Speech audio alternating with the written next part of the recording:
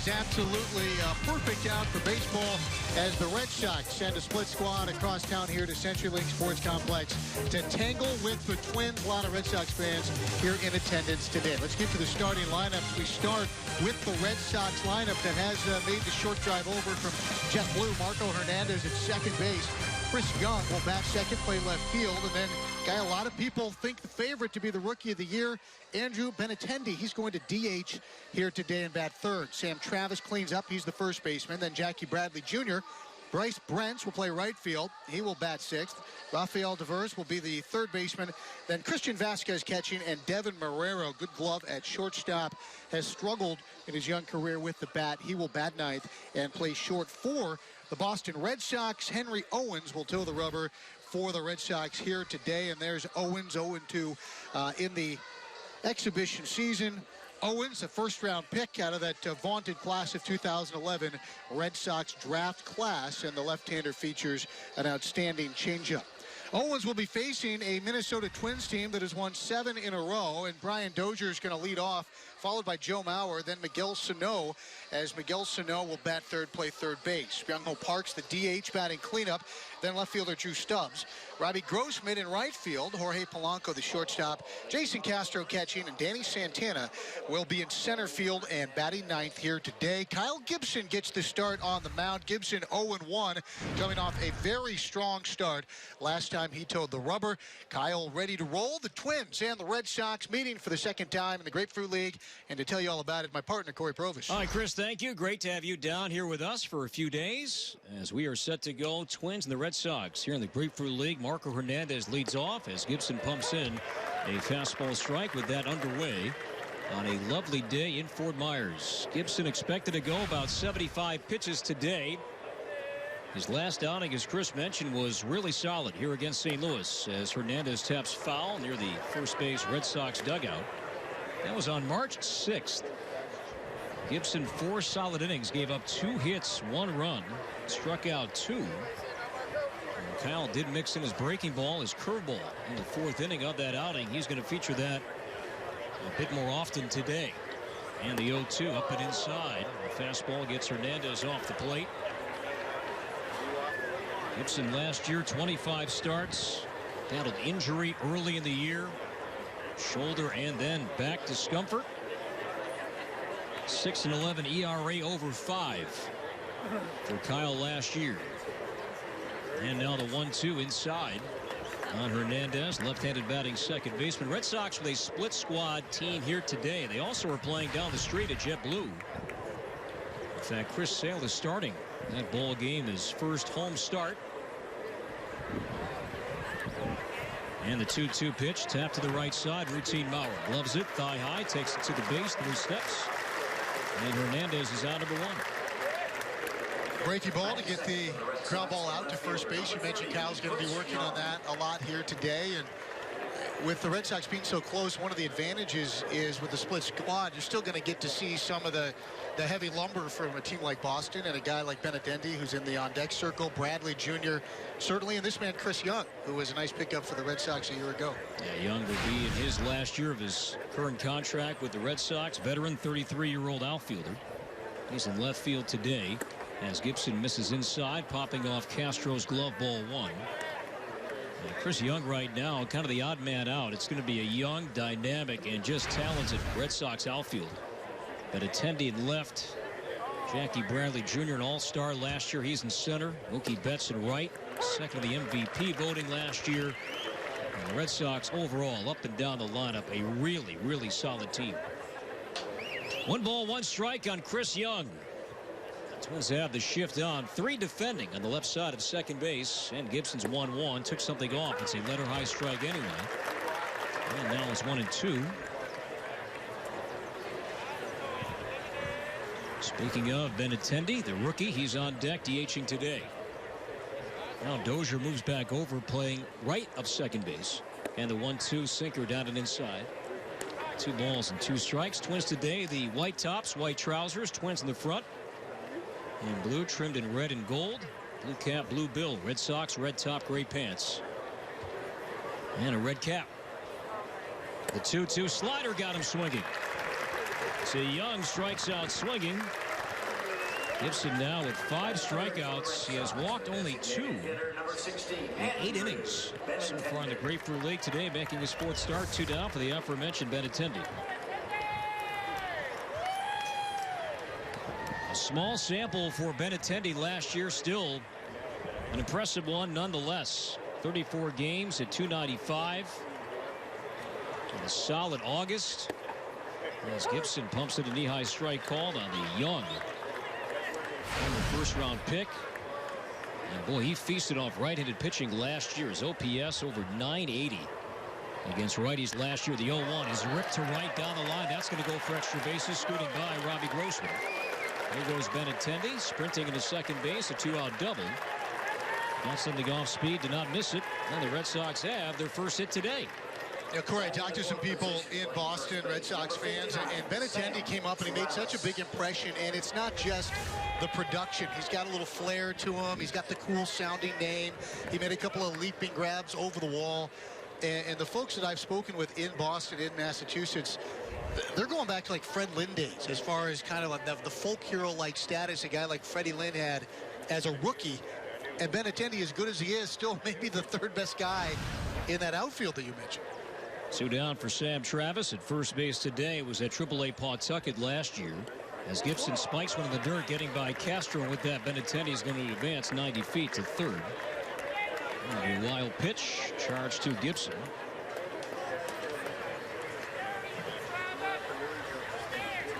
Well, last year, Gibson, 9 wild pitches. He wasn't alone. That was a team-wide problem. Starters, bullpen, too many wild pitches for the Twins hurlers last year. And in big spots, too. Guys on 3rd to end ball games, unintentional walks. They came in all shapes and sizes. Benintendi at 3rd, 2 outs, no score the opening inning. And the 1-0 is inside near the hands. Corey, one thing you've brought up repeatedly this spring with Kyle is first inning has always been really a struggle for him. And here he had a chance, 2 quick outs, and maybe get past that here today, but he finds himself in a bit of a bind. 2-0 is high, ball 3. Gibson last year, his first inning ERA was near 8. Now, I was curious reading about that, if that was unusual, but really Gibson's career, and it's a decent enough sample to look at and examine. And the 3-0 pitch, and Travis taking a knee-high strike called. You know, Kyle's career first inning ERA is near 6. So yeah, it was a titch higher last year, but some will say that for a sinker baller, maybe that first inning is always going to be a troubling inning. And the 3-1 is a strike 2 call, delayed call on Sam Travis. Took something off there, 89 outside corner, knee high, it's full. And some say that with a sinker baller that the more fatigue, the more you throw in a game in a start, the sinker will have some more life. And here's the payoff pitch. Got him swinging on a slider. So Gibson never came in. He came back and he strikes out Travis. And the Red Sox lead Benintendi at 3rd base. We played 1/2 in Fort Myers. Welcome back. No score, bottom 1. Brian Dozier batting leadoff today. Hasn't done that often so far down here. Dozier 1 for 7 so far in the Grapefruit League. He'll be followed by Joe Mauer. And then Miguel Sano on a beautiful day in Fort Myers. Henry Owens pitching for the Red Sox. Left-hander, doesn't throw all that hard. 5 starts with the big league club last year. In 22 innings, he walked 20 men. And the 0-1. Dozier taps foul. On the 3rd base side, 0-2 on the Twins. Second baseman Dozier, 42 home runs, 99 knocked in, scored over 100 runs. We'll see where Dozier bats from opening day. And here's the 0-2. It's high. It's been a popular subject and a topic almost daily with Paul Mahler. And Paul joined us a couple days back. And he may tinker with it depending if the Twins see a righty or a left-handed opposing starter. And now the 1-2. Fastball low from Owens at 92 miles per hour. 2 balls and 2 strikes. If you break down Dozier's career, far and away his numbers, OPS, slugging, superior in the #1 spot. They do drop off the further down in the order he goes. And the 2-2 is pop foul. And just to finish up that thought for a moment, Chris, Brian will tell you he loves to bat leadoff. This is something where he sees and he thrives and he enjoys it. And that's rare. I think that candor is rare because most guys, you ask them the question, what do they say? Oh, it doesn't matter. It doesn't matter. It's same approach. It's only to start the first inning. But Brian's very clear that he wants to be in the leadoff spot. Not that he wouldn't hit somewhere else, but he really is comfortable there. And the 2-2 low from Owens. Speed that time, full count.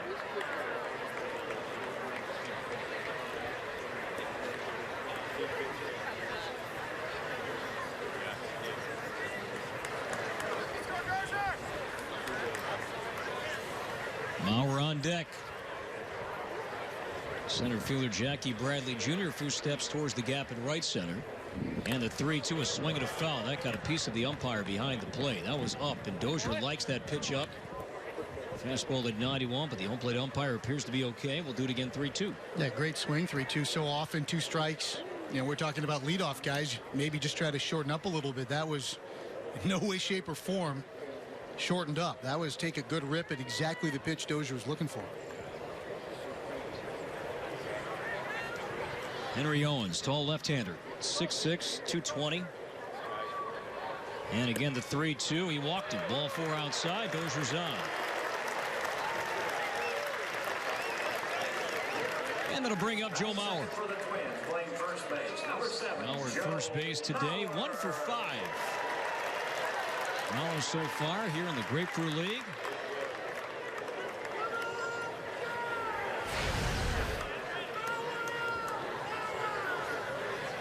Lefty on left. If you look at Mauer's career, he's been fine, but last year numbers did drop considerably.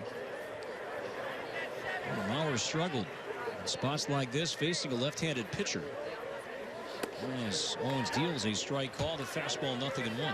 There's a school of fans, pundits, who say that he's lost it against lefties, and then when you ask Joe, he says, hey, it's a blip. I wasn't good last year, but I've been good before, and I think I can be good again. And it remains to be seen how it plays out. Mauer last year, 224 against left-handed pitchers, nowhere near his career numbers. A check on Dozier at first, who's back in safely. I think, and Joe kind of took umbrage with the idea that he suddenly, after one bad year, needed to be a platoon guy. He was being asked a lot about that, and his point was, I think the track record of the first dozen years of me against left-handers should be taken into account as well. Miguel Sano on deck. Dozier stole 18 bases last year. He stays, and the 0-1 on Joe is low inside. A ball and a strike. We'll see if the Twins do show some patience against Owens today. I mentioned in the big leagues last year, 20 walks in 22 innings. Even in the minor leagues, at AAA Pawtucket, 24 starts, he averaged 5 walks per 9. So command has been an issue for Owens. 24 years old. Red Sox at double play depth. No score, bottom 1. Dozier at first, nobody out, and the 1-1 pitch, ground ball off the glove of Owens, bounces out near third, charging, barehanding Devers, throws late. And Dozier alertly is going to take third base as the pitcher Owens never covered the bag at third. So good base running there from Dozier, especially a ground ball that kicked off the glove of the pitcher Owens. It bounced near third, and Devers barehanded it, made a good play. But then nobody was covering third base, and Dozier saw that. Twins have runners at first and third, nobody out. Now, Owens threw a pretty good pitch. That ball, if it gets past Owens, probably turns into a double play. The way Marrero was headed to the bag near second. Instead, a glorious opportunity for Minnesota. But, Corey, these opportunities, while they've been fairly plentiful this spring, Twins have really struggled to capitalize in situations like this. Runners at second, third, or runners at third with less than 2 out. Infield is playing back for Miguel Sano as a home run this spring and 16 at-bats. If you're thinking about a strength with this Twins team entering 2017, it would be spots like this as Miguel looks at a fastball strike, knee high, 0-1. Now, Dozier, Mauer on base for a guy like Miguel Sano. His OBP and other numbers did drop last year compared to 2015, his rookie season. Still, though, Miguel last year, 25 home runs. And here's the 0-1. Off speed from Owens and misses low. 1 ball, 1 strike. Sano, one of 11 Twins hitters that reached at least 10 home runs last year. Third time a Major League Baseball team had ever done that. 11 guys with at least 10 home runs. Dozier at third, Mauer at first, and the 1-1. Breaking ball low, blocked by Christian Vasquez, doing the catching today, 2-1. I think the big difference between year 1 and year 2, you look at the walk total, 53 walks in the first year at 80 games, 54 walks in 116 games. Power number, frequency of home runs, those weren't all that different, but the on base took a major crater because he simply was not walking nearly as much. A lot of check swings too early last year. Good count for Sano. Outfield deep and straight away. 2-1. Nobody out. And the pitch lifted in the air to right center. Hit a ton. Brent's chasing, looking. That ball's up and going to find the wall. 1 run scores. Here comes Mauer. Sano trying for third base. Here's the throw to the bag. Not in time. A 2-run triple. Twins lead 2-0 on Sano's 2-run 3-base hit.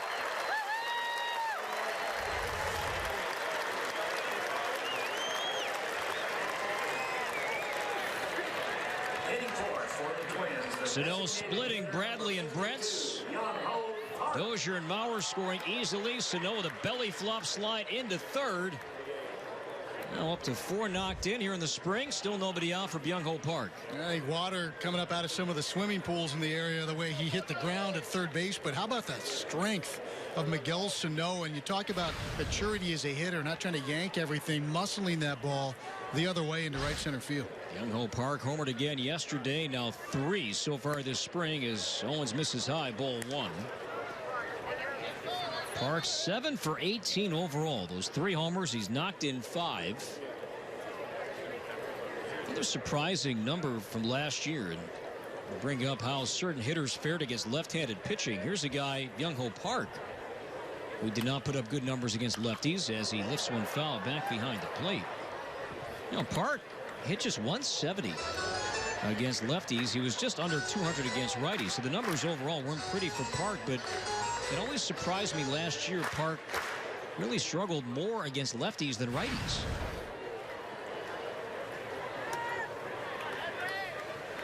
Park has looked solid so far, trying to make the team. No longer on the roster.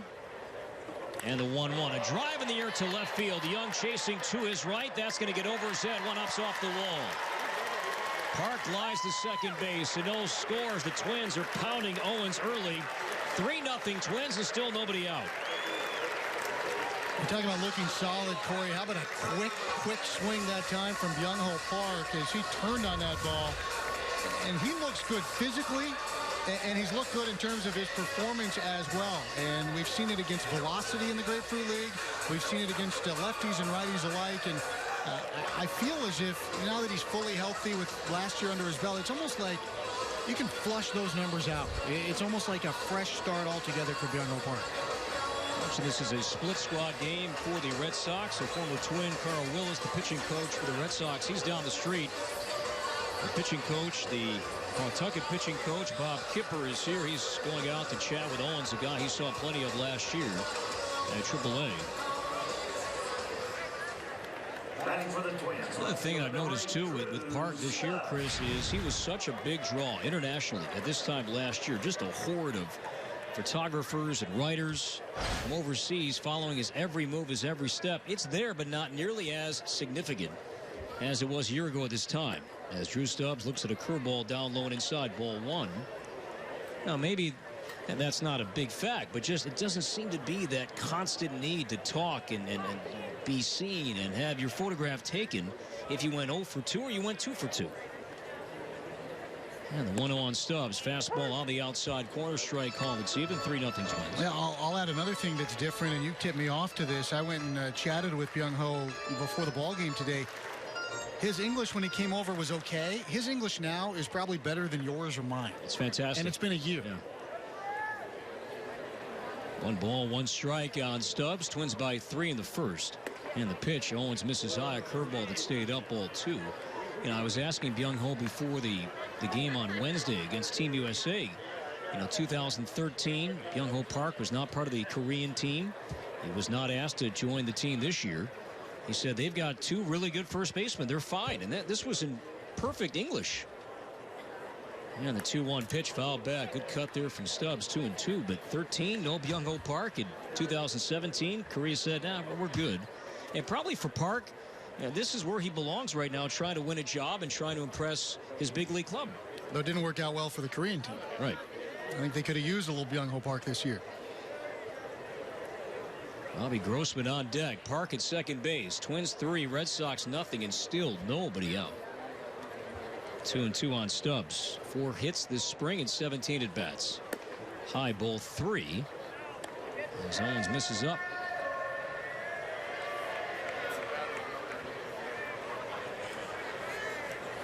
There's some intrigue right now. The back end of the Red Sox starting rotation. I say that because David Price, he's been bothered by a sore arm and an elbow setback here in the spring. And the 3-2 Stubbs strikes out swinging as he maybe chased down and away.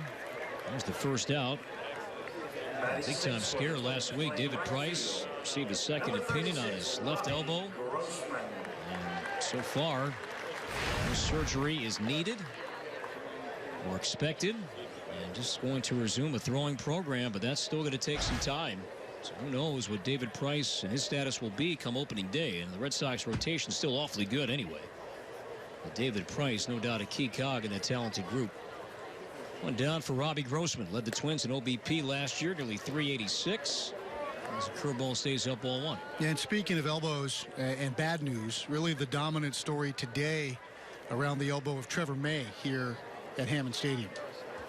Trevor May diagnosed with a torn ligament in his right elbow. Twins learned that late last night. Ground ball jam wide of third. Devers to his left. He'll stare the runner back towards second. Throws out Robbie. So 2 outs. Park still at second base. Twins lead by 3. That'll bring up Jorge Polanco. Switch hitting shortstop. And Trevor was diagnosed with a torn ligament. He is going to seek a second opinion. So right now he is shut down indefinitely. And we should get more news here in the coming days, if not a week or so, as to what happens next with Trevor May. But Neil Allen, the Twins' second-year pitching coach, he is set to join us in the bottom of the second and the bottom half of the third. We're going to talk with Neil about Trevor May, about Kyle Gibson, other subjects to come. And certainly all the best to one of our favorites, Trevor May. Great guy, was throwing well. And he was competing hard to be back in the rotation here this season.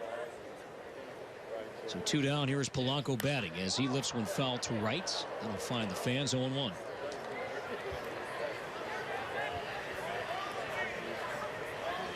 Trevor, in fact, he felt something pop the other night while facing Andrew McCutchen while throwing a breaking ball, but he still kept throwing. It wasn't like he threw one pitch and that was it. He still kept throwing. Yeah, did a full workout after the ball game, did all his running, felt great, and woke up in the morning and hoping that soreness would have gone away. It did not. The 0-1 line to left down the line. That's a base hit.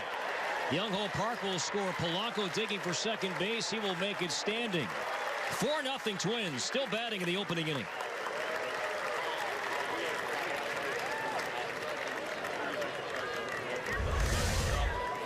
Polanco at 309 against lefties last year. And a solid rookie season as he knocks in his 6th run this spring, and the Twins lead by 4. We talked about not capitalizing on opportunities in some of the earlier games this spring. Not the case today. You go back to that Mauer infield hit. Hits the glove of Owens. If Owens doesn't knock it down, maybe it's a double play. Instead, the inning extended. Good teams take advantage of that, and the Twins have done that now with a series of extra base hits. Jason Castro had a big hit the other night against a lefty and Andrew Miller. Knocked it a run, in fact, as he stares at a strike call, 0-1. Now, Castro batting 8th again today. That's where he's been, often down here. And if you judge his career, that's where he's hit the most. That number 8 spot. That'll be the Twins' starting catcher this year. And the 0-1 foul back. 0-2. Something we have discussed at great lengths down here so far. To say the Twins will platoon a catcher is really not accurate. Jason Castro is going to be the guy. He's going to catch, if all things go according to plan, about 110, 120 games. That'll still give some at-bats for others. John Ryan Murphy on the roster. Chris Jimenez not on the roster. All competing. Mitch Garver still in camp to be the backup to Castro. And the 0-2 is a ball. Throw back to second base, and Polanco got back in. A better throw, and Polanco is probably out. But Vasquez with his body kind of tailing towards the third base line. A one-hop throw to second. And the shortstop, Devin Marrero, covering the bag. A one-hop throw. He could not glove it cleanly. So 1-2 count on Castro.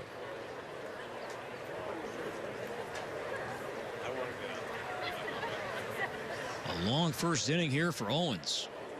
Twins have cashed in so far with 4 from the stretch, and the 1-2 got him looking at a curve.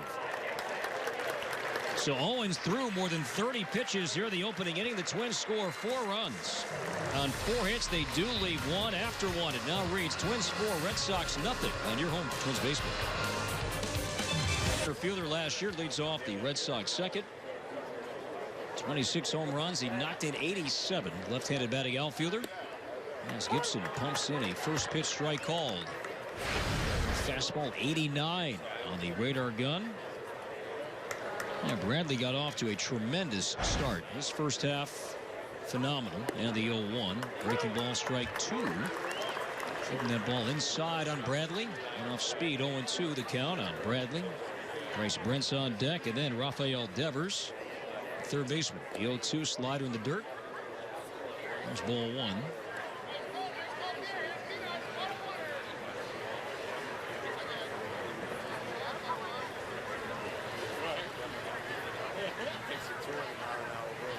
Gelsino playing off the line at third. And the 1-2 bounce foul. And they spoiled a good pitch there. Third ball from Gibson. Bradley got a piece. We'll do it again. We expected a lot of breaking balls from Kyle today, and we have not been disappointed. Maybe the biggest one he's thrown was to get Travis swinging to end the previous half inning after got off the rails with 2 outs. And the 1-2 weak ground ball right side. Dozier charging, gloving, setting, throwing in is just in time. But Mauer stretching at the back end to get a hustling Bradley for out number 1. Batting 6 for the Red Sox, playing right field. Mentioned that Gibson's pitch count today ideally around 75. He is set to throw after today 4 more starts. And the progression normally would be 75 today and then likely 90 pitches his next outing. And to do that, maybe 90 a couple of times, then get up to 100 before you wind down here in Fort Myers. So 1 away for Bryce Brents in right field today. Strike called. First pitch strike again from Gibson. 0-1. Defensively, Stubbs in left. Danny Santana is in center. Robbie Grossman in right. And the 0-1 swing and a miss on a change of pace that time. 0-2 on Brents. Twins won yesterday in Jupiter, knocking off the Marlins 8-2. Both Byron Buxton and Max Kepler made that trip. It's about a 3.5-hour drive across the state. The 0-2 is in the dirt, buried and blocked by Castro. Ball 1. So kind of a different look at the outfield. Eddie Rosario playing with Team Puerto Rico. Had a big performance last night as they beat up on Venezuela. What big performance. Tripled off Felix Hernandez. He scored 3 runs. He had 3 hits. He had a double, and they didn't just beat him up. They pummeled him. Swing and a miss. Brent strikes out a slider again from Gibson. So 3 punch outs so far for Kyle. 2 down. Twins by 4. And now the 20-year-old young third baseman Rafael Devers. How'd you like to pitch for that Puerto Rican team like Barrios is going to do? And before you throw the pitch, you turn around to check your infield. And you look at Correa, Lindor, and Baez at third, short, and second base. That's 3 legit shortstops, top-end shortstops. And nothing's getting through, right? There's Devers, knee-high strike. Gibson just throwing that first pitch strike often here. The sinker that time, 0-1. Jose Barrios, I believe, is set to start tomorrow. Hector Santiago, I don't think is starting today for Puerto Rico, but expected to pitch. And the 0-1 line to right down the line. That's going to land for a base hit. Grossman's going to cut this ball off before the track. And with doing that, Devers holds with a long single. Grossman getting to that ball quickly, keeping Devers at first base, a 2-out knock. And the Red Sox second will continue now for the catcher, Christian Vasquez. Twins lead by 4. Services. Batter number 8, correction number 7, the catcher, Christian Vasquez. Team USA won last night, knocking off Colombia. Adam Jones, the walk-off hit. Team USA plays the Dominican Republic tonight. Understand that Marlins Park is sold out for Team USA against the Dominican tonight. There's Vasquez batting. There's a strike call. Speaking of Adam Jones, I meant to mention this the other night, as he's a part of Team USA. Something I noticed again with Jones during batting practice here on Wednesday. And Jones, when he makes the trip down, Adam, of course, with the Orioles. When Baltimore makes the trip down from Sarasota and Jones is here. First, the 0-1 from Gibson. It's lined up the middle, and it's going to be fielded by Polanco. Goes to second, and it's going to be off target, and everybody's safe. Polanco made that close as he went deep to his left from shallow center field. A spinning throw to second, trying to get the force on Devers. And his throw did pull Dozier to the shortstop side of the bag. Goes as a base hit. Everybody's saved. 2 on, 2 out. Twins by 4. But now the shortstop Marrero. Pardon me, but he saved 90 feet. And we talk about the importance of 90 feet in a baseball game. If Polanco doesn't flag that ball down, we're talking about a guy at third base. We've seen wild pitches. We've seen goofy things happen. So a nifty play, showing good range. So now Marrero, shortstop, 13 games. The Red Sox last year, just 1 hit and 12 at bats. Was at AAA. As Marrero steps in from the right side, 2 outs. And here's the pitch, slider, outside corner strike called. To finish up that thought, though, at Adam Jones, because he did it again the other night. He always makes it a point to seek out Tony Oliva. Always. Antonio is here, down here, and he's watching batting practice, and Adam Jones comes out for stretch. And before he joins his teammates, he always makes it a point to see Tony Oliva and talk to him, shake his hand. And for a generation of players who often get criticized for not knowing about the history of the game and those who came before them, I'm not sure if that's even right in the first place, but Adam Jones, he's not part of that group. That guy gets it, man. But every time I see him and he makes the trip down, he does it, and he did it again on Wednesday. Just a few minutes with Tony O behind the cage. From the stretch, and the 1-1 slider low and away, ball 2. Yeah, and you think, why wouldn't you want to do that if you're a young player? But for him to recognize that, we see so many of the Cuban players in particular make a pilgrimage over to see Tony when they come to Target Field. But for Adam Jones to seek him out, it says an awful lot about Adam. Gibson 34 pitches in so far today. Twins lead 4-0. Devers at second base, Vasquez at first. As time is called, Castro and Gibson will reset. That and the fact that Adam Jones rides the bus down from Sarasota to make that road trip, too. I mean, we talk about Boston being just across town, but so many guys, the tenure, the resume of a guy like Adam Jones, not putting a whole lot of miles on during the Grapefruit League. As Marrero again steps out. Gibson, he likes to work quickly. He's somebody that the guys behind him don't mind playing behind. As Gibson, when he's going well, quick tempo, quick pace. Taking his time here and now is ready to work 2-1 in the second. And the pitch, off speed, strike 2 called.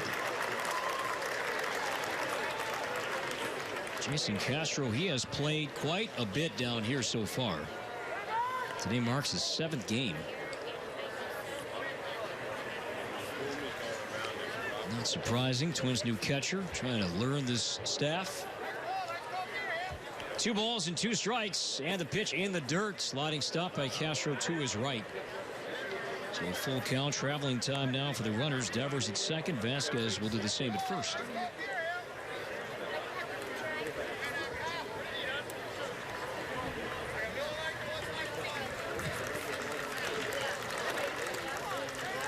Twins pitching coach Neil Allen scheduled to join us in the next half inning. Hopefully Gibson can end it right now. Runners go to 3-2. He got him. Strike 3 called. The fastball painted outside corner. So Gibson has struck out 4 in 2 scoreless innings. Red Sox don't score. They strand 2. Head to the home second in Fort Myers. Twins 4. Red Sox. Gibson has struck out 4.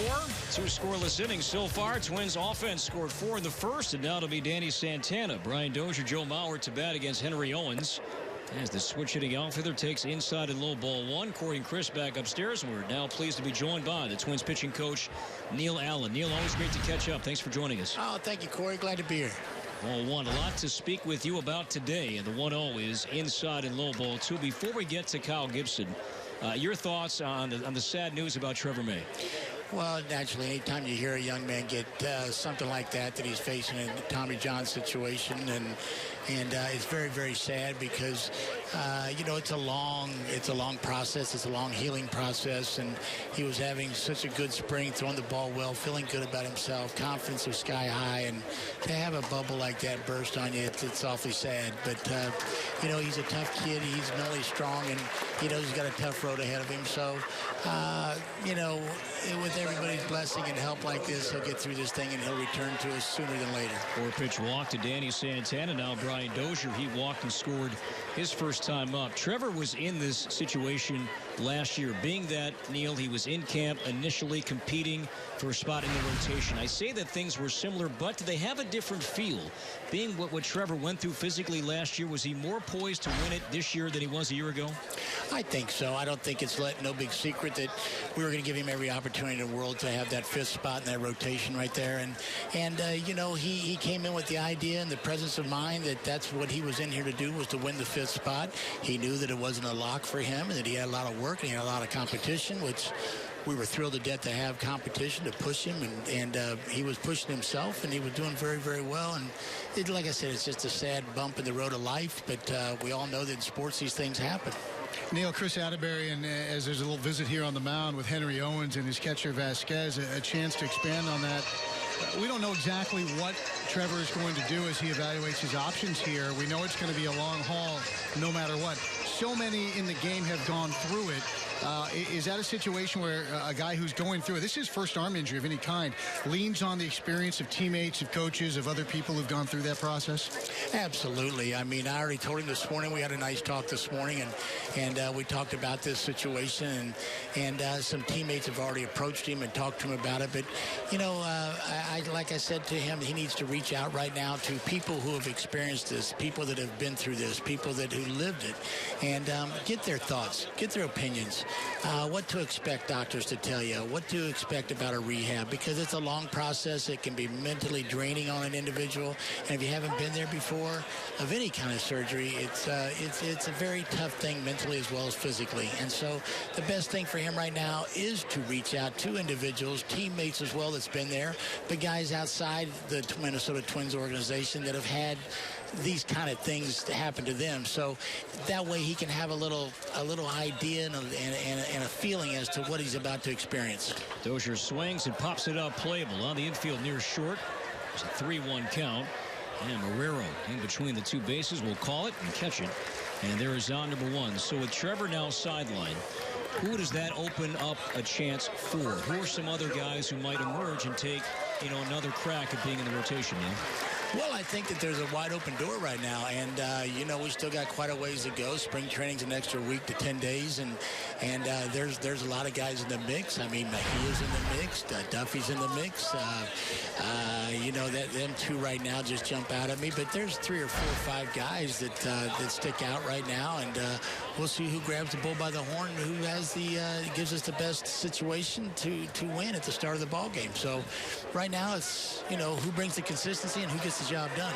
Runner goes. Santana's thrown out at second base. A perfect throw from Vasquez and a curveball to Mauer. But Vasquez a perfect strike to Marrero covering, so the caught ceiling goes 2-6, 2 outs. With Mauer batting, Twins lead by 4. Chatting with Twins pitching coach Neil Allen. You mentioned Mejia, you mentioned Duffy. They both threw yesterday. Do you like seeing them on the same day when you're trying to kind of compare the two? You know what, I do, but now we're starting to get innings built up, and eventually I'm going to have to split them up because their longevity of their game is built up now, and they're going to be heading into, higher pitch counts, and so I'm going to probably put one of them in AAA for a start, and then one of them will stay with the Major League club for a start. And, we got Ryan Vogelsong in the equation, so he's going to get some starts. So we're just going to weigh and measure everything. We still got, like I said, an extra 7 or 10 days of spring training. The longevity gives us the luxury of looking at guys a little bit longer, and so we'll see where we go. And but they're all gonna get their starts. And like I said, like you guys just pointed out, I am going to split those two guys up eventually because they get their pitch counts too much, and we've got to get them an opportunity to run them both out there for 5 and 6 innings to see what we get. 3 balls and no strikes on Joe, 2 outs as Owens just walked Mauer on 4 pitches. Here's the 3rd walk of the game issued by Owens. So 2 outs, and then he'll bring up Miguel Sano. Neil, you know Kyle Gibson today. He's sitting down the way from you there. He's got some big outs on his breaking ball. Is that something you were looking to see him do today? Absolutely. He's working on his changeup and he's working on his breaking ball. But at the same time, we also want fastball command to both sides of the plate, because if we don't have fastball command, you can forget about that breaking ball and you forget about the changeup. So we are focused on fastball command. We're focused on elevating, which I was thrilled to death what he did in the first inning right there and got that guy out the plate 0-2. And look to see him do more of that so that he can open up the plate for his off-speed. So them are things that he's working on today, and we're at the middle of camp right now. It's time to start turning the corner and get those things done. Here's Sano, curveball strike call, 0-1 on Miguel. A 2-run triple to right center. The Twins 4-run first inning. So Mauer first 2 outs, and now the 0-1 is queued up the first base line, rolling, and going foul. You know, Neil, staying with Kyle for a moment, much has been made about his offseason program. It is new for him. Was it new for you? Had you seen a pitcher, you know, use those things that Kyle now does in between starts? No, that was different. I'll be honest with you, it was different for me to see it. But you know what? The game changes, and the game changes every year. There's all kinds of different analytical versions of different things that are happening to pitchers and, you know, everyday players. But you know what? I had to be open-minded. That's what you've got to be in today's game. And so he sat me down one day in the bullpen, and he explained the whole program to me that he goes through. And there's some things that are very intriguing. There's some things that I'm kind of wondering, what? You know, how the hell does this work? But at the same time, I got to give him the opportunity to prove to us that what he's doing is beneficial. And the number one thing I want to make sure of is that he is very confident in his abilities right now with what he is accomplishing with this drills that he's doing. And I'm going to support him. I'm going to give him 110% support. And if he feels good about himself mentally of what he's got going on right now and he can show us consistency, I'm on board.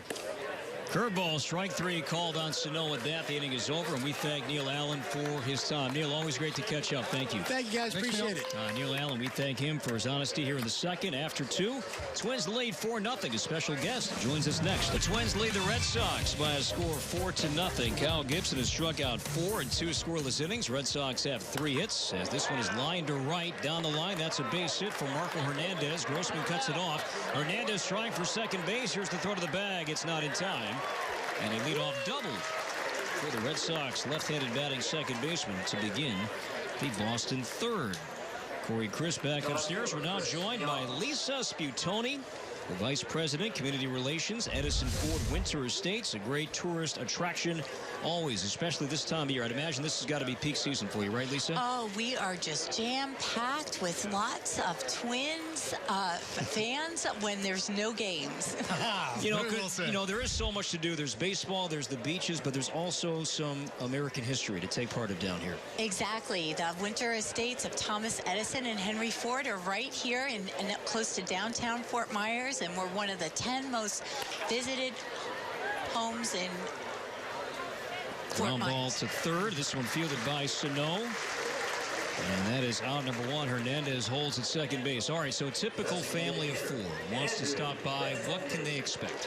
Oh, they can expect a full day of activity. We have a family audio tour that's geared for kids of all ages. They see historic gardens, historic homes. We have boat rides leading up and down the river with Pure Florida, having lunch at Pinchers. It's a great full day at Edison Ford. One out for Andrew Benintendi. DHing today. He'll be the Red Sox left fielder in the regular season. He doubled his first time up, did not score. as Gibson misses inside ball one. Now, you mentioned all ages, and all of us have children, and our families come down often with us to spring training. And literally, whether you're 8, whether you're a teenager, whether you're 20s, 30s, or Corey's age, some for everybody? Yes, and Grandma and Grandpa, too. Everyone just has it's something for everyone there. Must-see in Fort Myers. Benintendi, a rocket deep to right, down the line, in the corner. That ball is going to go foul. Landing in the Red Sox bullpen, hit a ton. But foul deep down the right side. A ball and a strike on Benintendi. Sputoni, Benintendi, he's got to be one of your favorites, right? Yes, probably Faisal. Twins lead by 4. Red Sox batting in the third. Marco Hernandez at second base, joined by Lisa Sputoni from the Edison Ford Winter Estates. Here for this half inning. Gibson now at 41 pitches, steps off. And I understand that the estates are on what, about 20, 21 acres. Is there room to grow, or are you pretty much tapped out with all the space that you have? Well, what we have is that's the original site of where Thomas Edison and Henry Ford had their homes. So, and they were adjacent to one another? They were right next door to each other. They were friends, and actually Thomas Edison was Henry Ford's mentor. They were smart enough to invent things and to know to get out of New Jersey and Detroit in the winter. Exactly.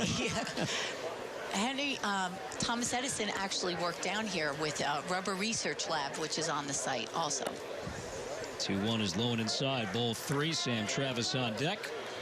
What is your favorite, I guess, attraction within the attraction? Like if there's this one thing that you would say is your favorite. Well, I just talked a little bit about Edison's lab, and actually when you walk into that lab, the inspiration just walking in there, where Thomas Edison once did 17,000 different experiments on some plants there, the creativity and the genius, you just feel it when you walk in. Gibson walks Benintendi. The Red Sox will have 2 on with 1 out. Jason Castro out for a check. Quickly, the Twins open the 2017 regular season at Target Field against Kansas City on Monday, April 3rd. And the first 30,000 fans will receive a Twins long-sleeve hooded tee, courtesy of your local Northland Ford dealers. Go to twinsbaseball.com to get your tickets. One of the best days in all of sports. Monday, April 3rd, Twins and the Royals opening day at beautiful Target Field. 2 on, 1 out. Red Sox batting in the third. Twins 4, Boston nothing. Sam Travis struck out. And a Gibson slider his first time up. Twins a double play depth, and the pitch, fastball inside corner strike called 0-1. Lisa, I have to ask, so you've got these two famous inventors, innovators, their neighbors, their friends. How did it come to be incorporated into one attraction? How did, I guess, you guys acquire it, or whoever has acquired it, and turn it into something the public can experience? Shot foul over the third base dugout. I'm sorry, Lisa, go ahead. In the 40s, Mina Edison deeded the Edison estates to the city of Fort Myers, and then the Ford estate was owned by a private family, and then the city of Fort Myers purchased that in the late 80s, and we combined the two properties for one attraction. It works out beautifully, though. I mean, what are the odds? I mean, it's a pretty remarkable circumstance that you're dealing with. Exactly. Two American icons living next door to each other. I don't know of another site like it. The 0-2, double play ball to short. This one fielded by Polanco, second for one. The relay in time, double play, and a great way to end the inning. And our chat with Lisa Sputoni. Lisa, all the best to you and your group this season. Thanks for having us. We Come out thank and Lisa visit. Sputoni, absolutely, from the Edison Ford Winter Estates. Red Sox don't score. They leave 1 after 2.5. Twins on top, 4-0, bottom third. It'll be 4, 5, and 6 coming up. Young Ho Park, RBI double back in the opening inning. Park now with 6 knocked in this spring. He's 8 of 19 at the plate. It's a curveball from Owens, who has labored today. 4 runs, 4 hits. He's walked 3 as he begins his third inning of work. And the 1-0 pitch, a check swing, a high fastball. The appeal, he went. It's a strike. First base umpire making that call. 1-1. Boy, a lot going on last night in state sports, huh? Go for hockey, won the Big Ten. Timberwolves won, Wild won. Go for basketball, winning at the Big Ten tournament. The 1-1 is low and inside. Twins down here have won 7 straight. Yeah. Throw in the state hockey tournament. Yeah. We're going to have the Halloween Machine. Grand Rapids, KOZY. Great affiliate up there. Taking on Moorhead, an outstate battle tonight. And the 2-1 is low and inside. That's at the X, right? Yeah. Saw the picture of the crowds just down the street. Massive crowds. It would have been, I want to say, for 2 straight nights, the largest attendance in the NHL. 3 balls and 1 strike on Byung-ho Park. And here comes Owens as Park takes low and inside. Another walk. 4th one issued by Owens. That's been an issue for him throughout his career. His 4th walk already today. And here comes Drew Stubbs, who struck out his first time. I got to say that you are rocking the hibiscus hat. Is that what I think? It's got the plants and the flowers. Yeah. It's floral pattern. Representing the Ford Edison Estates. Yeah, we had a hat the other day from the beaches of Fort Myers and Sanibel. We thank our guests for bringing us gear. It's awfully nice to see them, but thanks again to Lisa Sputoni for stopping by. As Stubbs behind a strike called. We had a great visit with Captain Ryan Kane the other night from Southern Instinct Charters. You imagine being the other house on the block in between the Fords and the Edisons? Yeah, like just the come Johnsons. Up with right? You know, you're just like, hey, get off my lawn, Thomas. No balls and a strike on Stubbs. Curve is on the inside corner. Strike called, only 2 on Drew. Well, someday when the city of Eden Prairie has a deed to the Gladden Estates. Tours. Yeah, come visit us, bro. As you're on 494, you enter Eden Prairie. Welcome. And the 0-2 curve is lifted foul down the right side. You and Danny have the call tomorrow. Simulcast, Twins and the Orioles here. Mentioned Baltimore earlier. Well, worried about that simulcast is there is a Harley night in downtown Fort Myers tonight. And a day game tomorrow. And a St. Patrick's Day parade in Naples as we speak. We should have switched this up. Yeah, it could get ugly. And the 0-2 foul back. Twins lead 4-0 in the home third. Park at first base. Nobody out. Red Sox have a right-hander warming up.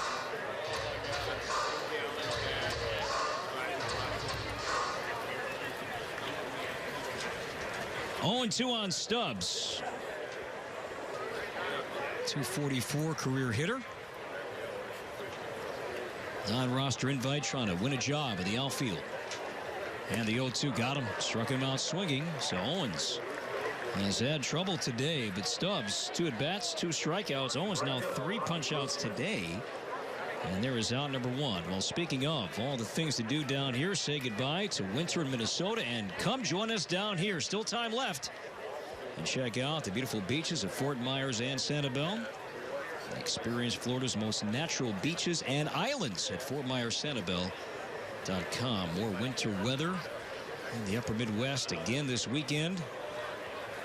As Grossman takes a pitch up, ball 1. If you say, all right, that's enough. We've had too much. Plenty time. Come on down here.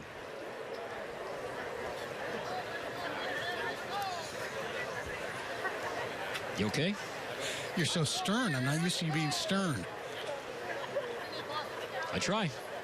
And the 1-0 is inside. Ball 2 on Robbie. You know, this is a big day for Henry Owens, and obviously Twins fans not so concerned. They're not, playing the violin for the Red Sox rotation, but Owens a first-round pick, and they just kind of been waiting for him to make that leap. And he has struggled to do so, and there's going to be some opportunities there. And he's still struggling with the command. Line to right center field. That's going to get down for a base hit. Cut off by Bradley. Park will make third. And Robbie Grossman with a single to right center. The Twins have runners at the corners. And that may be it for Henry Owens, the acting manager.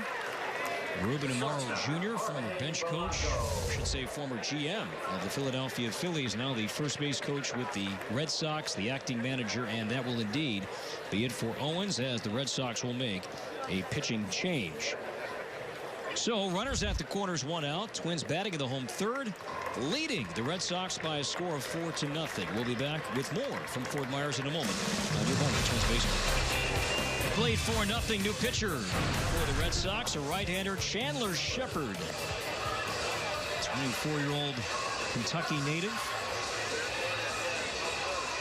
13th round pick by the Red Sox back in 2014. He was at Double-A Portland last year. And some time at Triple-A as well. So he is on here in the third inning. A rough day for Henry Owens. Twins lead 4-0. Have Park at third base, Grossman at first. And the batter will be Jorge Polanco. With an RBI doubled on the left field line, really capping off that 4-run opening inning. And for a switch hitter like Polanco, a chance, given your at-bats might be limited during the course of a game, to break out now the left-handed swing after getting some hacks against the southpaw Owens from the right side.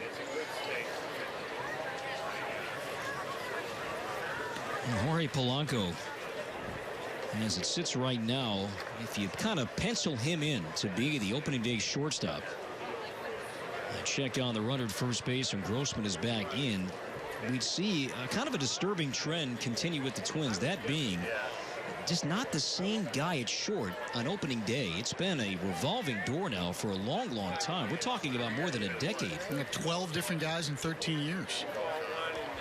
Pedro Florimon did start 13-14 opening day at short. As the pitch is in the dirt, blocked nicely by Vasquez. Now throws back to first base, and Travis drops the ball, and Park's going to score. Grossman makes second base sliding. Twins catch a break as Travis dropped the ball at first base. He has Grossman out easily. Instead, the error scores a run. Grossman advances 90 feet, and the Twins lead 5-0.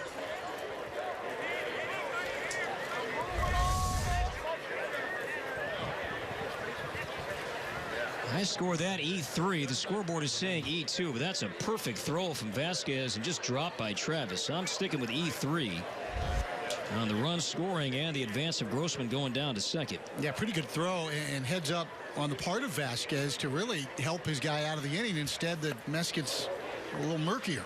Polanco swings and misses. 1 ball, 1 strike.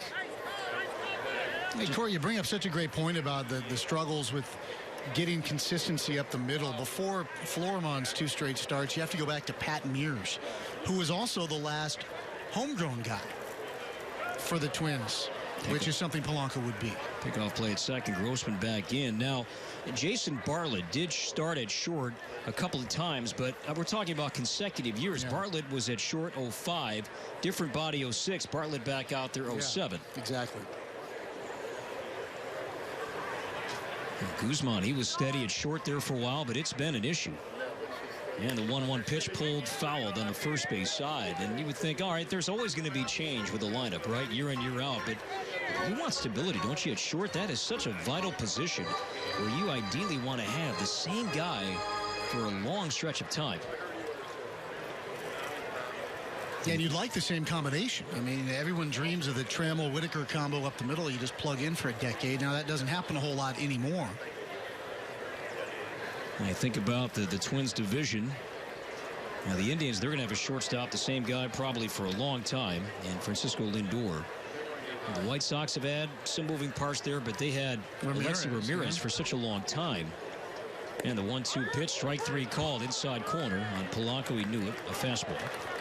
So 2 outs. Yeah, the Tigers have struggled, though. I mean, they had Guillen for a while, and then they were moving some different parts around. Iglesias struggling to stay healthy, but he would be their guy in a perfect world. And for the Royals, Alcides Escobar has been just, ride him in and roll with it. And he'll be a free agent at season's end. They believe if Escobar moves on, that Raul Mondesi Jr. could be a fixture at short. We saw him play more second base, really, late last season, but they believe he could be a shortstop, and a good one at that, for a long stretch of time at the big league level. Twins 5, Red Sox nothing, 2 outs. Grossman at second base, and here is Castro, who struck out looking as he chops one fouled on the first base side.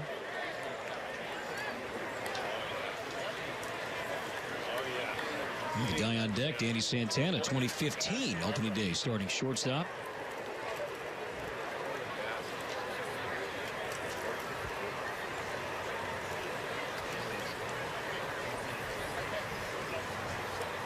Nice crowd today. Should have over 8,000 on this bright and sunny day. From the stretch, and the 0-1 Castro bangs foul off the screen behind the plate. Yeah, Red Sox split squad, so they are hosting Tampa just down the road at JetBlue, and you see a lot of the Red Sox fans who couldn't get into JetBlue making their way over here today. It's not ideal where the Twins and the Red Sox play at the same time, both at home. That causes some traffic issues, and Fort Myers does have a lot of that. Wait. Traffic issues in Florida? I know. And then again, the weather's so nice, you just kind of put the windows down and wait. No balls and 2 strikes. Twins by 5. Grossman at second base. And here's the pitch, low and inside, a breaking ball, ball 1. Tomorrow, big day here. It's Minnesota Day. Nice. I was talking with Joe Mauer, and he said he's got another wave of relatives who will be down for Minnesota Day, and estimated that he will be related to half of the parking lot tomorrow. But that's always just a crazy time here at CenturyLink Sports Complex. And yeah, the Mauer tailgate is something else. That's great. Yeah, you're not working. You're available. I am. The Provis tailgate. Barbecue tofu. Pitch in the dirt, gets between the legs of Vasquez, and with that, Grossman takes third. There's some fried wheatgrass. Now we're talking. Maybe a portobello mushroom burger or something along those lines. Of course, you'd have to find somebody to start the grill for you. Yeah, that's true. That's going to be a pass ball, a charge to Vasquez. That was a pitch that really right there, almost a strike. It was just botched by Vasquez. Well, he gave him the error that he probably didn't deserve, but that time I think he certainly would say he was culpable. 2-2 on Jason. Runner at third, and the pitch. Line to right, down the line, in the corner. That ball's going to land fair. It'll pinball in the corner. Grossman scores. Castro to second base. 6-0 Twins, still hitting here in the third.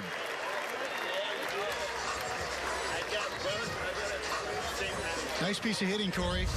Behind in the count. And he kind of dropped his hands a little bit and just pulled that ball. Didn't try to do too much with it into the right field corner. And the extra base hits mounting for the Twins here today. It's always a tricky number, and something we referenced earlier about teams hitting with runners in scoring position, because it doesn't always tell the true story. If you pick up a hit, you got a guy at second base, you don't always score.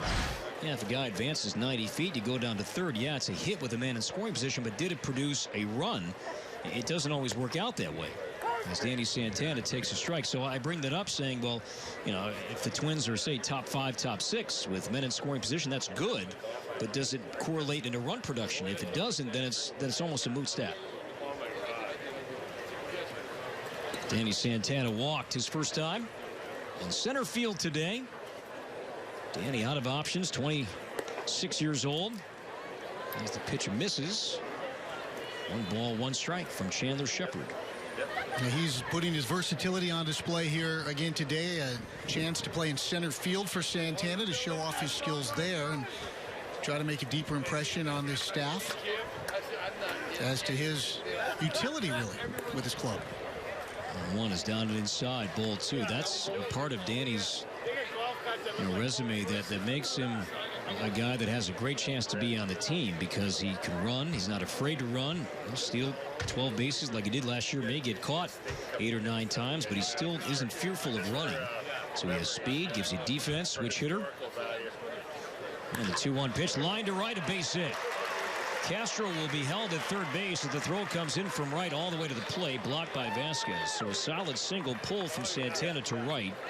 And the Twins' third continues. Runners at the corners, leading by 6. Let's see if Brian Dozier can cash in here. Yeah, there's one of your hits with a runner in scoring position that doesn't score a run, but maybe Dozier can finish the job. If you were to make a checklist, Corey, of what you want in a bench guy, okay, he needs to be versatile. Well, okay, I can play 3 outfield positions and I can play 3 infield positions. He has to be able to run, I think, late in the ball game. And as you said, not just be fast, but be a base stealer. So there's a threat there. Has to be able to mentally not have to be in the lineup every day. I think that's a big part of it. And I think Danny checks a lot of those boxes, if not all of those boxes right now, for the Minnesota Twins. And Brian Dozier has a walk. He's popped out, scored a run today. Twins have 7 hits already today, have scored 6 times. So runners at the corners, 2 down. Chandler Shepard came in for Henry Owens. Righty to righty. And here comes on Dozier. It's high ball one. I think that's a pitch Dozier would love to see again. Just kind of bring it down ever so slightly. Miguel Sano dancing in the dugout. He's feeling pretty good for the Twins right now, trying to win their 8th straight. Miguel scheduled to join us when he is done for the day. And the 1-0 pitch on Dozier, strike called. I have a good question for Miguel, too, because for those joining us on Fox Sports North today, they saw Neil Allen being interviewed. And you can see the moving pictures. And in the background, Miguel Sano and Tony Oliva. And it looked like Tony was being used as the sunglasses cleaner. A lot of hits to be cleaning sunglasses, but it looked like Tony was out there cleaning the shades up for Miguel. Swing and a miss. Big cut. Pitch was up there. Dozier likes it on a high fastball. Empty cut there from Brian. 1-2.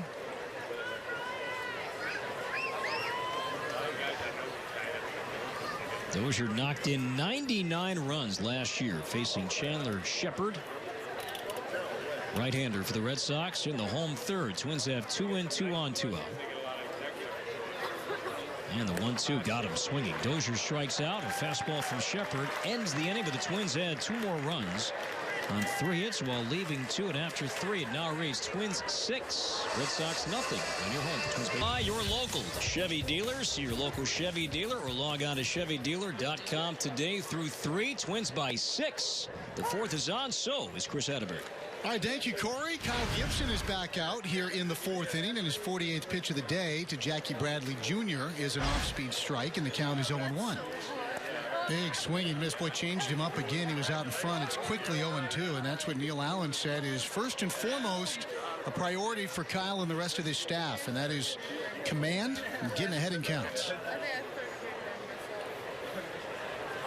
Options here at 0-2, working quickly. And he misses low, and then he bounced a breaking ball, and it's 1 ball and 2 strikes. As Corey had mentioned earlier, the Twins are looking to stretch Gibson out as deep as 75 pitches here today. He went 4 innings last time out, working here in the 4th with a big lead. 1-2. Swung on and bounced to the right side. Big hop from Mauer. Mauer will flip to Gibson covering, and there's 1 gone.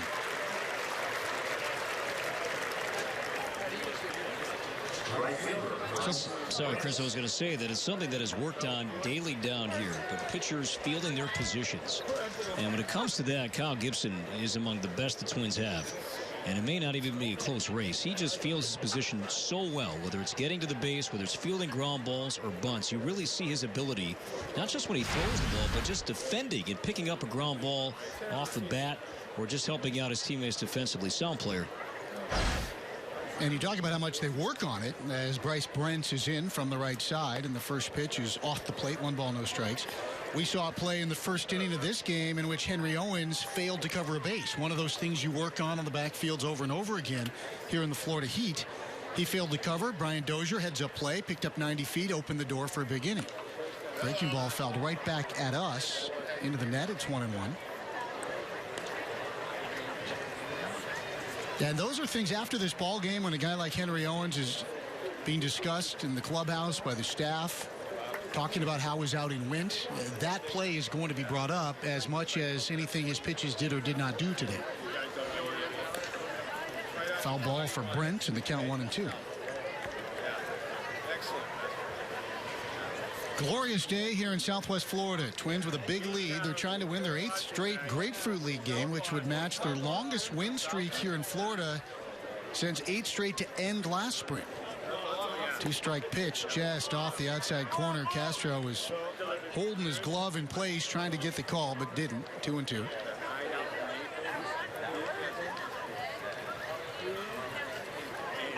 Flags limp over the left center field wall as Gibson offers, and it's tapped towards shortstop. A chance for Polanco. Throws on the move. His throw is low, and Mauer skips it up out of the dirt and secures it for the out. But Corey, that is a disturbing trend. Not just Polanco, but he's certainly part of the conversation. A ton of balls on the infield that have been bouncing up to first baseman for the Minnesota Twins. Yeah, they really have been, and then Polanco has done that often down here, and Joe Mauer digging out this one. Now, this one may be a bit more easier than others have been, and Joe has made the plays on his end But, yeah, Polanco has not had the best accuracy with his arm so far in the games down here. Devers takes low, 1 ball, no strikes. He has a base hit back in the 2nd. It's not for lack of effort either. I mean, he's out there every day, all the drills. He's getting the chance and the reps here in the game, but come game time, the throws have just been a bit off. Devers cues one off the end of the bat for Cano. He'll load it up, take his time. This goes right on target. And a 1-2-3 inning for Gibson, who cruises through the top of the 4th. 6-0 Twins on the home for Twins baseball. And a lot of folks here in Southwest Florida taking that opportunity. Red Sox trail 6-0. Chandler Shepard on for his 2nd inning of work. And he'll face Mauer, Cano, and Park. Joe, an infield single, is part of a 4-run 1st inning. He's also walked. Digs in from the left side with that familiar stance, and he watches a first pitch for a strike, and the count is 0-1. Now, Joe's got the sunglasses on today. I don't know if Tony will leave it clean those. He joined Danny and Corey last week and said it's still a work in progress for him in terms of trying to hone in on what he is most comfortable with based on conditions. Takes high, and the count is 1-1.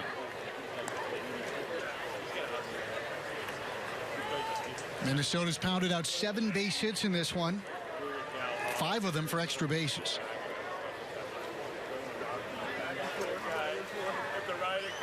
That's awesome. Shepard shrugs his shoulders. Breaking ball low. 2-1.